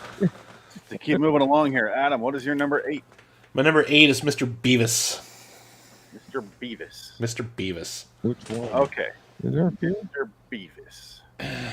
This is it's God, I'm gonna have to set it up. Yeah, it's this guy is a goofball. He's lives in a weird house. He's got an old beat up ass car, and he's given a guardian angel to fix all of these things. And he decides that he's happier not having all these things, and that's the fucking episode. It's one of those. They did another one that's coming up on my list. That's might be on my list as well. So yeah, Mr. Beavis is terrible. It has nothing to offer at all. Nothing. It's so bad, such a bad title. I can't even remember what it was. It's a big nothing burger. Yeah, it's. Ugh. Yeah. Like the other episode that Rod did of that was apparently about to be a pilot. The other one has a slide whistle. Yeah. Yeah. Frank, what's your number 8? Okay, my number 8 is The Hunt. I don't agree with Frank on this at all. I know you don't, and I just can't. I can't get past the fucking end, dude. Can't fool a dog. I sure am worried about my beloved. Oh, don't worry, she'll be along in a day. It's like you guys are happy that his wife's about to die. I want to see a reenactment of Cat on a Hot Tin Roof when Frank plays all the parts. I died to hear that. Oh, that's good. That's a good impression, though, Frank. You fucking made me laugh, dude. Oh, I needed to laugh. Yeah, it's an episode. I would say it's not great, but I like it, and I don't know why, because it's not my kind of episode. But for some reason, I like it. I don't love it. It's in the middle for me, but I mean, it's one of those. It is Earl Hammy. What's that? It is an Earl Hammy. Yeah, it's an Earl Hammy Jr. It's probably his better work. So the rest of Frank's list is Earl Hammy. Even though, yeah, the rest of my list top 10 according to Earl Hammy Jr. Yeah, the rest of my list is Earl Hammy stack, son. All right, my number 8 is Still Valley, 311. It should be called Stillbirth. It's fucking bad. It is a boring fucking episode. It's got weird voodoo shit, Adam. No, our favorite. Yeah. Yeah, I fucking hate Mother. voodoo. I fucking hate episodes about voodoo. You know, if voodoo is recognized by some people as an actual practicing religion, you know, I knew people in the Navy that practiced voodoo. They listed that as their religion. So, Did they also get away with smoking weed, saying the same thing? oh, you couldn't smoke weed in the military, bud. I mean, Well, I'm not saying people didn't do it, legally. but you weren't supposed to. Yeah. Yeah. If there's one thing I've learned about this world, it's everywhere, no matter where you go. It's don't toke, don't tell. I wonder if they're going to do that with the military at some point. If they're going to allow it, yeah. Hardcore drug That's use. going to be some interesting legal ramifications going on there. Yeah. No, I mean, like, just look at Canada. You make it legal, and people actually you are pretty fucking responsible with it. I hate to say it, like, and they're making billions of dollars. Let's not go down this rabbit hole. Yeah, let's not. I agree. We all agree, but yeah, it's let's move on. We're all on the same side. Yep. Yeah, we're not gonna all kill each other because they make weed legal. Was that your number 7? Oh, that was I just finished my number 8. Sorry, Still Valley fucking sucks. Fuck that episode. We got actors standing still and they're terrible. What's your number 7 there, Adam? My number 7 is Cavender is Coming, and I want to mention that I do like Carol Burnett quite a bit, especially the Carol Burnett show. This is a bad vehicle for Carol Burnett. Nobody that would have been in this episode would have, and it's not bad because of her. It's just badly made. Period. Dumb story, dumbly paid. Just everything about it sucks, and it also has the fucking slide whistle that I mentioned earlier. Slide whistle and like musical cues, and you get it's an hour. People jumping through windows for no fucking reason. Just really bad slapstick. You know, slapstick. I guess we should probably preface. You can do humor in Twilight Zone. You can't do slapstick in Twilight Zone. Yes, they do not do slapstick well. They have to use audio cues to let the audience know where the humor is, and it's fucking insulting. It's terrible. It's also my number 7. Okay. Frank, what's your number 7? Excuse me. My number 7 is the Mighty Casey. The Mighty Casey, okay. Yeah, I fucking hate that episode too, buddy. Ugh. It's bad. It's real bad. I mean, we got a great podcast out of it. That's the only thing. I imagine I need to go back and rewatch that one because it was one of the first posters I made. I put our heads on. Ugh. That episode has the longest slide whistle when he throws a slow ball. Oh my god. Oh. Yeah, that one's bad. I'm watching that and I'm like, and it's weird that Jack Warden is in that one and The Lonely, and they're both so different. The Lonely's great, and Mighty Casey's awful. I usually like Jack Warden. I felt bad that he was in this episode. Yeah. I felt bad for him. I'm like, oh, Jack, you should have sued somebody for this episode. Fuck, dude. I do want a Zephyrs baseball jersey though. Someone wants to send me one. You should make them. Just put the Zephyrs on the front and then put the LIW logo on the shoulder and sell that in your Patreon or your. Oh my god, I should. No, get a Teespring and sell that shit. Yeah. Wow. Dude, and Mighty Casey grew up to be a mass murderer. That's true. He killed people. Yeah. Yeah. Fun story. Yeah, it's not an isolated incident. Go listen to our Mighty Casey episode where we talk about that. I'm going to listen to your Mighty Casey episode. Yeah. I'm going to make a point to do that at some point. Yeah. I mean, there's a few episodes that stick out in my head that I really liked a lot. That was one. But the episode itself is just utter garbage. It's usually the best one. They didn't even say robots. If somebody would have said robots, it would have made it fucking funny. But they didn't even do that. They couldn't even get that part right. No, they didn't say robot. They said robot. No, I think it's funny when they say robot. Well, that Casey's a robot. Yeah. It's a robot.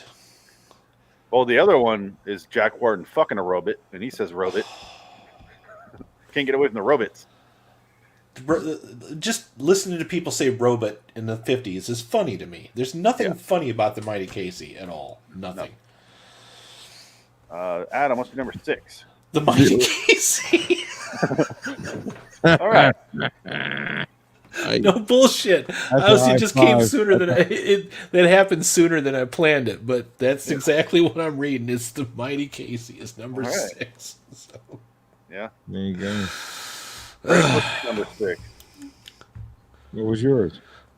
I didn't go yet. What's your number 6? We're already doing that now. Well, what was yours? It's because I went out of order with number 7. That's why he's confused. Yeah, because you said 6 and it was like, yeah, we just went through all that. Here's the order, Frank. I go, then you go, and then Phoenix goes. So my number 6 was the Mighty Casey. This entire time I thought it was. Okay, so this is my number 5. 6. The Howling Man. I hate that episode. I do so too. much. Wow. Okay. Didn't make my list, but I would make it an honorable mention. I almost put that on my fucking list. No, I want people to know how much of a piece of shit that episode is. And it is a piece of shit. Yeah. Stop praising it for what it isn't. I have memories of you liking that episode. Am I wrong, or do you just realize you hated it after we talked about it? No, I made fun of it the whole time. Okay, I couldn't remember. For some reason I thought that was going to make your top 10. I was dreading it. No, I said I couldn't. Okay. I couldn't stand it. I hated Jerome, and I'm like, what are these people? A bunch of Moses? Like, I don't understand it. Like, yeah, like why doesn't that's one of those episodes where I usually get up and go relieve myself and do something else and make a snack and just jerk off and be like anything, just anything else, you know. He loves fake beards, so he just has to jerk one out. I love that big glue. Ugh. We ran out of beards. Get him Merkin on that fucker. Get him out there. My number 6 is The Incredible World of Horace Ford, episode 415. It's about an autistic man who makes toys, going back in time in an alleyway over and over and over and over, and you see the same fucking thing over and over and over. It's incredibly irritating, and it stars Commissioner Gordon from the Tim Burton Batman movies. It's awful. I fucking hate it. There's nothing else I want to say about it. Let's move on. Adam, number 5. Number 5 is the Bewitching Pool. Okay. And we've said everything we need to say about that fucking episode, so move along to Frank. Yeah. Oh, okay. Only number 5, though. That's okay. Yeah. Frank, what's your number 5? Brain Center at Whipples. Yeah. Okay. That sucks. You know, we have a lot of season 5, and I have a lot of season 4s and 5s. Yeah. I told you it was going to be 5 heavy, man. Yeah. Like 5 heavy, like the good ones were going to be 1 and 2 heavy, maybe 1 or 2 from 3. Can you imagine if Twilight Zone came out a couple of years ago, like before Jordan Peele got his bullshit in on it, and Twilight Zone was only like a season was like 10 episodes long? How much better it would be regarded as? Like it would have been 8 seasons of. You could have cleaned up all the clutter. You know what I mean? You could have cut a few episodes out. I think about stuff like that sometimes. Like, what would it be like if you didn't have a season that was like 30 episodes long? It still blows me away that they did 156 episodes. It's a lot. 4 it's years a lot. and 3 months. They should have done 100. Yeah. 100. Cut out season 4 and 5. We don't need it. There's good episodes there. Don't get me wrong, but they fall vastly. All 3 of us have mentioned it. There's a lot of episodes where they're repeating the plots. You know, like just like recycling the formula. See, here's where season 4 had to exist for season 5 to ever exist. And I'm willing to take that sacrifice of cutting off that tumor to get rid of maybe the last few good years of your life, like season 5. Like, fuck it, just split your wrist and call it good. It's like that Dennis Leary used to say, like, it's smoking will take 10 years off life. You know what the last 10 years of life are? The worst ones! Yeah, it's bad. You guys did your number 5s, right? That's where we are? Yep. We're losing track. My number 5 on the bottom list is The Gift, episode 332. It's incredibly racist and stupid, and for some reason they throw in aliens and a Jesus thing. Frank's falling asleep. Mm-hmm. Your nose, you just headbutted the microphone. You're saying you're not falling asleep? My nose is still on the microphone. See? No. I'm reading the synopsis of the story. That's why it looks like I'm asleep. My iPad's right here. The Gift is my number 5. Adam, do not watch I it. wouldn't have heard you say that. Don't watch it. I'll make sure I skip over that one if it ever should occur. When I see The Gift in the credits, I'll just. Well, you won't be awake at 3:30 in the morning when they play in the marathon. So yeah. So that's when they dump that fucker. I usually know it's time to go to bed when they put a particular episode that will probably show up on my list at some point. Like, yep, well, it's the end of the night. I think I'll retire for the evening and start this shit over again tomorrow. Yeah. If there's little people demolishing a statue of somebody, it's not a little bit.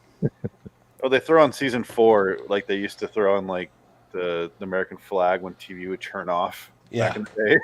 Season 4, like when it comes on, I'm like, are we still watching the Twilight Zone? Is this still Twilight Zone? Because it seems like these episodes are a lot longer. Oh yeah, they're an hour long. I'm bored. Why am I bored of this? Oh. Like, this is the Twilight Zone still, right? Are we watching something else? It's just like, What's your number 4? My number 4 is Peter Falk does an embarrassing bad Fidel Castro impression in a story about a magic mirror that can supposedly reveal its assassins. This is a classic example of how real-world politics, in this case, the Cuban Missile Crisis, can date an episode badly if not written better. The exact opposite of which was The Shelter. Viva, viva, viva, viva, This is like, I will be honest with you, I love Columbo. Fucking adore the shit out of that. This is the worst thing I've ever seen Peter Falk do. Ever. This is embarrassingly bad. Yes. It's a bad episode. It's not incredibly clever. It's just stupid. Yeah. Frank's doing a good impression of him. Viva, viva, viva. Yeah, there you go. It's just one more thing. It was you, Armando. Yeah. I saw you looking. Yeah. When I'm thinking of a Cuban dictator, the last thing I'm thinking about is Peter Falk. I mean, was that just the only guy they could get that week? Or I picture Al Pacino watching it, 1979, going in the 80s, and he's going, yeah, I can pull off Tony Montana. I can. I will do Scarface. Like you can just be really racist. That's fine. And then a few years later, I'll do Carlito's Way, and it'll be the same shit. Yeah. Yeah, but the ending of Scarface was just bad. I love it. I just love the he's going nuts, but the slow. Well, shot. I was gonna say Pacino and Peter Falk. I don't think they're really cut from the same. No, that's why I love the idea of Al Pacino watching and going, okay. It's just rather see Peter Falk reading a book to a sick Fred Savage in bed than playing Fidel Castro. Fuck that episode. Oh. All right, Frank, what's your number 4? This was hard because there's so many I hate. But my number 4 would have to be, and again, I mean, it's another season 5, man. I just can't get away from season 5. Like, I want to go to season 1 and find one that I feel better now. I feel so much better now. I got Mighty Casey in there. I was actually happy I got one from season 1 that's been there, Yeah. But anyway, so basically, the fear. Okay. Yeah, it's went over 2 weeks ago. I mean, it was just, oh god. It's the Invaders minus everything that makes the Invaders great. Yeah, it's take the Invaders, turn it upside down, and see what makes it work. Oh, this isn't so fascinating anymore. Fuck. And then make the broad talk when she shouldn't. She's got a brain. Ugh. Well, those two actors were okay. It's just they stumbled into a bad episode of The Twilight Zone. It's like they started off thinking they were doing a better episode, then all of a sudden it's like, oh, this, and then that's going to happen. And you're in a bad episode. Surprise! I do want that lighter she has in the house. I've always wanted a lighter like that. I've never seen one for sale. I kind of want to print a giant thumbprint behind me, like in that episode. That would be funny. Another funny thing would be a picture of that guy with his crotch spread open, like in a fancy frame hanging over your fireplace. Oh yeah, if you had one, Yeah, I can do that. Yeah, man spreading. My number 7 is also season 5. The 7th is made up of phantoms. I hate this fucking episode. Custer's Last Stand. Go fuck yourself. Everything about the episode is lazy. It makes no sense. Little Bighorn. Yeah. The Bighorn and the Little Bighorn. I have my filthy version, but I played it last week. Go watch that. I'm also putting them all on YouTube, so go to the Loitering Wonderland page on YouTube. You can see my filthy Twilight Zones. I don't need to keep sharing them. But yeah, this episode fucking sucks. I hate it. I despise it. I don't want to ever watch it again. That's how bad it is. And some of these ahead on my list, like even my next one, I would rather watch than this one, but I still think the next is worse. If that makes sense. Sure. This is bad and unwatchable for me. There's nothing I get out of it. Yep. What's your number 3, Adam? We're cracking our bottom 3s. Come wander with me. Come wander with me. It's a good time to bring up Kali at Cat Benny's on Twitter. Said worst, again in no particular order: The Hitchhiker, Jungle, Fugitive, Black Leather Jackets, Thai, Caesar Meat, and What's in the Box. An all-time worst 30-minute TV episode ever. Come wander with me. Yeah. So yeah, I agree. That is a mess of an episode. Ooh. At least there was something in that episode I liked a little bit. The song? The song. Song's pretty cool. I thought it was kind of an interesting idea. They just did it really, really poorly. That's why it's not in my bottom 10. It's not written very well. It's written by people that don't understand the premise of rock and roll or music or any of that kind of stuff. If it had been done by Robert Rodriguez or something, it might have been cool, Yeah, it could have been a fun. It does seem like it has a folklore storyline to it. It's just that's as far as they went with it, and just threw the rest out. Yeah, so who cares? I think Frank's hat's on fire now. No. No, okay. He's reading. No, yeah. Yeah, what's your number 3 there, Frank? Oh, excuse me. My number 3. This was tough. This was tough because we all know what my number 1 is. So I I have 2 spots, and I'm going back and forth between this one and I'm okay. Okay, Kick the Can. Wow. Okay. Kick the Can, season 2, right? Like 212. I don't know, something like that. I hate that they picked that one and put it into the movie. I'm thinking of all the fucking material you could have drawn from. Why that one? So did I, Adam. Yeah, so did it's I. like you know what? And the thing is they both suck. The one in the movie sucks, and the one in the TV show sucks as well. I can't decide which one sucks the most because they're both made of they're built on a foundation of bullshit.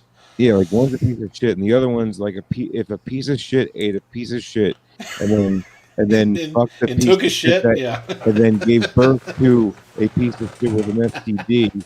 That episode is the piece of shit. And it took a shit on your old rug. Stained for about 20 years. You couldn't get it out with anything. It's still there. Yeah. No, I just did Tom McDonald. It's awful. It's pretty bad. Awful episode. It's one of those ones that people deem as a classic, but the episode itself is boring as hell. The Spielberg only chose that because he wanted to do I think someone in his family just died or something like that, and he wanted to do like a boring one to contrast like the crazy ones the other guys were doing. There's something like that, and that's why I chose it. And it's a huge misstep. It's a fast forward through this segment, and it's Spielberg. What the fuck?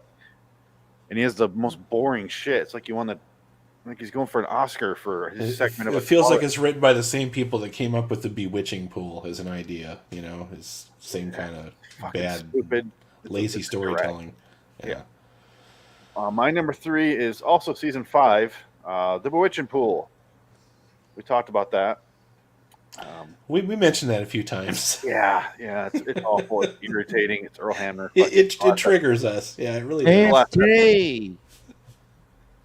Adam, number 2 is The Seventh is Made of Bullshit. I hate The Seventh is Made of Fandoms. I can't not have a list where that doesn't belong on it. That's the quintessential episode. When I see it, it's time to turn off the TV, stop the marathon, get up, take a leak, go fix a snack, do anything else but sit. I've sat through that episode more times than I care to admit.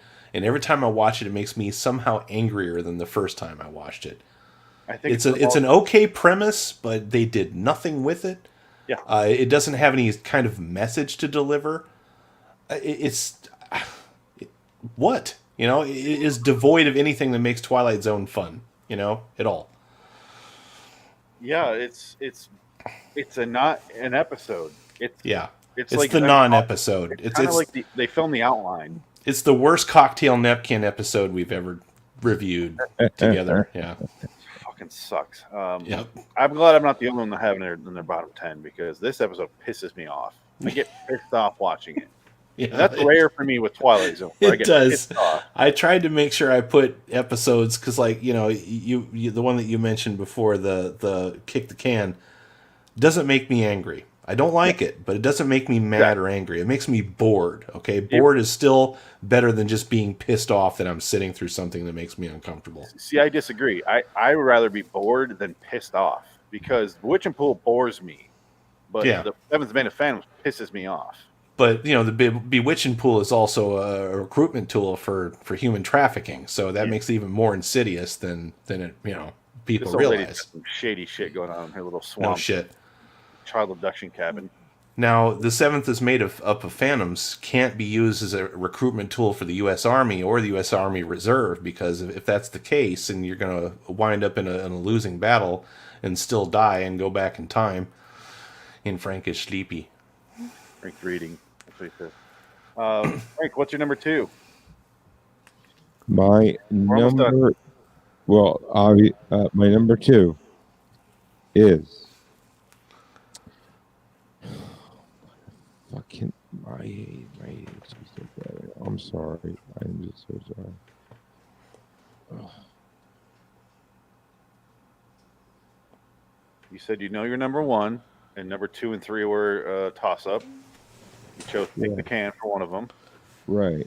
Okay. Excuse me. So then it was the Bard. Okay. So the Bard is Frank's number 2. Yeah, like I couldn't. Like I was like, should I put Kick the Can as 2? Is that too drastic? Too many people like it, but the Bard is just. See, that's the problem with the bottom 10 list. Is it's like, where do these things rank on your chart? And after a while, I just kind of fucking gave up on the ranking. I'm like, as long as it's on this list, you know. My number 1 had to be my number 1. But yeah, the Bard is awful. It's the stupidest fucking story. It's got Burt Reynolds in it, for Christ's sake. Burt fucking Reynolds. Barely in it, yeah. Shakespeare's in the fucking episode. Three mustache rides. What's your number 2, Phoenix?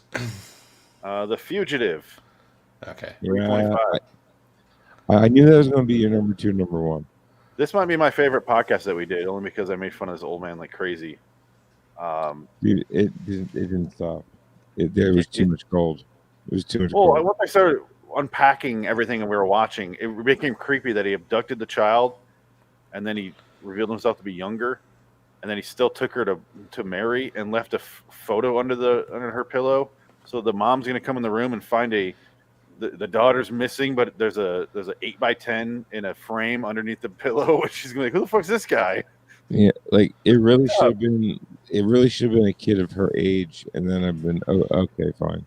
Yeah, but it's just really sexy fucking. I mean, there's a picture of a dude for about early 20s. Smiling with his baby blues, great hair. I mean, good hair that day. Yeah. Yeah. It's a fucked episode. Adam, what is your least favorite Twilight Zone episode? I've been waiting for this moment for a long time, fellas, because I had this one picked out a long time ago.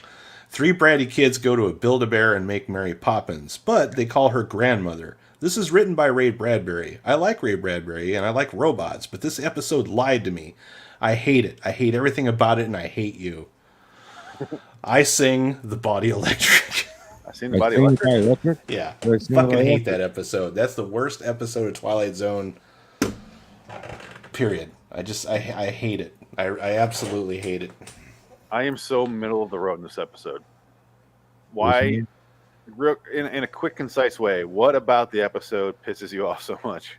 The fact that it had been written any other way, you could have turned this into the dad would have went to the episode, or would have went to the Build-A-Bear. Let's just call it like it is. It's a fucking Build-A-Bear for the future. Would have made himself a sex pot and also had it babysit his kids, and it would have been too filthy for television. But instead, they had to do the grandma thing, and then basically it's just the story of Mary Poppins if Mary Poppins was synthetic. The kids grow up, they go off to school, and the robot goes back to be recycled into something else. It's just, I don't understand what the episode is trying to teach people. Like, grandmas are robots, or it's lost. It's lost on me. It is painful to fucking watch. Speaking of, Frank, what's your number one? Thank you. Got to ask. Yeah, apparently I don't. Yeah, we do. Bewitching Pool. Okay. Another Earl Hammy classic. So we're pretty much done at this point because bringing up the real Earl Hammy Jr. My number one is the Bard 418. Wow. See, that's I'm surprised. I think it's funny that all three of us had the Bewitching Pool on there, though. That's great, and at least two of us had the Seventh is Made of Phantoms. Two of us had the Bard. You didn't need to watch the Bard. Go watch the Bard and realize what terrible is. No, I think I'm going to pass on that. Here's how bad it was. I was flipping through TV yesterday, and I'm like bored as shit, and I'm like, "Ooh, Twilight Zone," and I go, "Oh, the Bard. Never mind. The Bard. Find something else."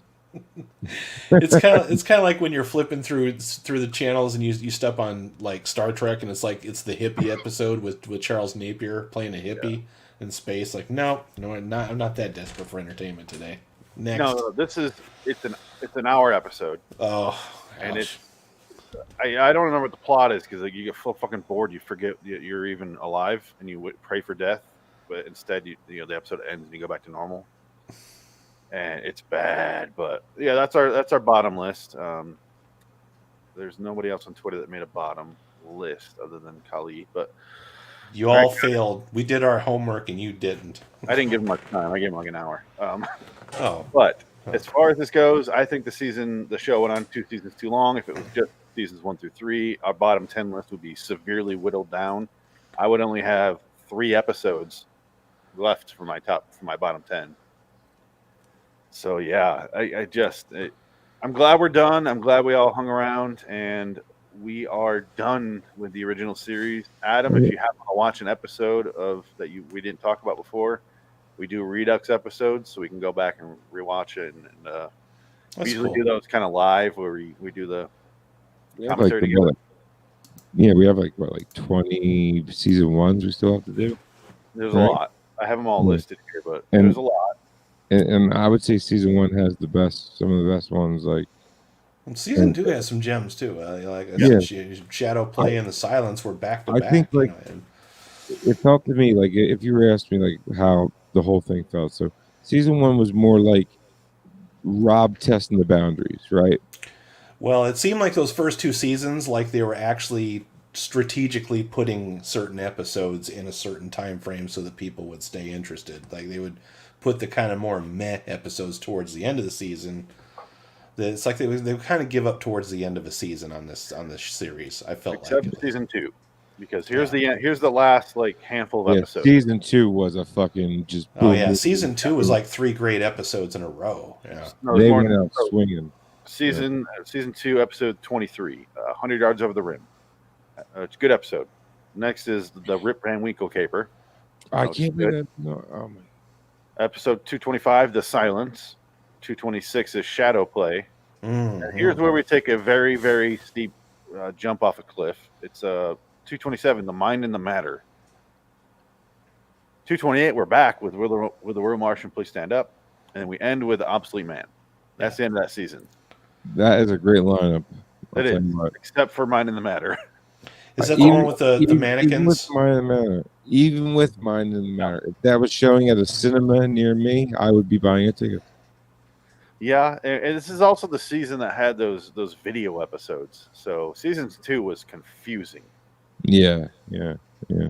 They were trying to save all the money they could, and glad they did because they spent it, going out in the desert 15 times in a row. So 7th is made of phantoms. Yeah. No, I didn't think they went out there that many times. I think they shot everything out there while they went out there once. Guys, any parting words for the original series before we eventually move on? We're gonna do movies and weird shit. I don't know what we're gonna do with those. I haven't really figured it out yet. And then we're gonna move on to the bingo hopper full of the other series that we have. But yeah, being honest, this is my parting words. There are way more better episodes of this series than there are bad episodes, which is why the top 10 bottom was harder for me to put together. There's, like I told Phoenix kind of off air, there's a lot of episodes that are just not good, but they don't make me angry. I can move on. I can get over it. The ones that I listed are the ones that I detest the most, absolute. So it's hard to come up with. I will say this as well. Going off your list, your top list, Adam, there is a sequel in 2002's Twilight Zone called "It's Still a Good Life," where Bill Mummy shows up with his real life daughter, and she's got the affliction. Oh. Yeah, it's gonna be bad. That sounds terrible. Yeah. Bill Mooney is a one-trick pony, isn't it?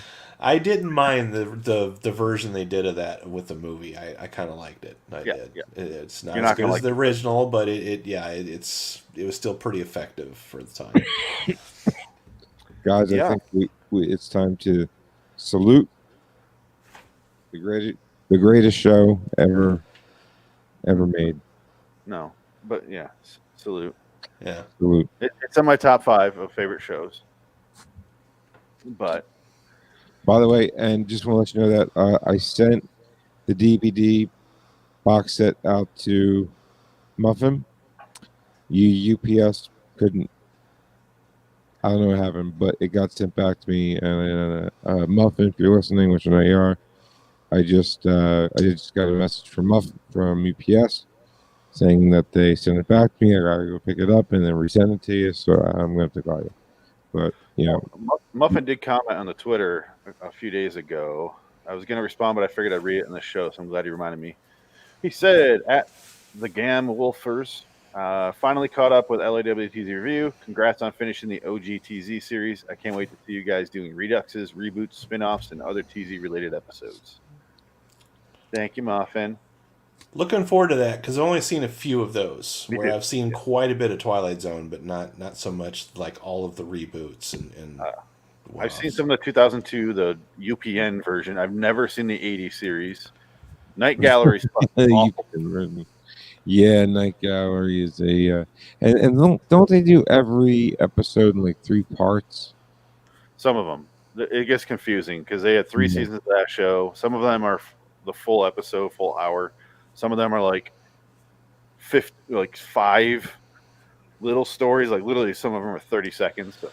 Wow, Phoenix! A whole series dedicated to evil paintings. Can't wait for that one. But at least it's not about evil painting. I know. I've seen some Night Galleries. Yeah. Anyway, without further ado, let's get the fuck out of here. I need to lay down. LIW Studios for me. LIW the TZ Review on Twitter for that. Loitering in Wonderland to check out those filthy Twilight Zones. Also for this live show that we do. Podcasts are all live every Tuesday, 10 p.m. Eastern, until maybe we're going to take a little break, possibly. I don't know. I don't know yet. I'll let you guys know. But Did you ever show her yet? No. Oh, okay. Friday. Adam? RaidersLostFlix.com, where if it's a bad movie, we want to know about it, and we watch bad movies every Friday night, unless it's a holiday or something else comes up, 8:30 p.m. Eastern Standard Time. Look for Raiders Lost Flicks on YouTube. Frank? RedJackersRadio.com. Bitches. You don't want to do ISCP or way off top? Okay. Just go to Double L and KZ on Twitter. You'll find everything. It's right there. There on you the go. Just do it on Hub.com. Bang Bros. That was a sweet bus ride we took. So that was fun. ADHD TV. All right, guys. ADHD Radio. Until next time, and in the meantime, I'm Phoenix West. I am Frank, Mother, and Lynx. And I am still Adam Wilcox.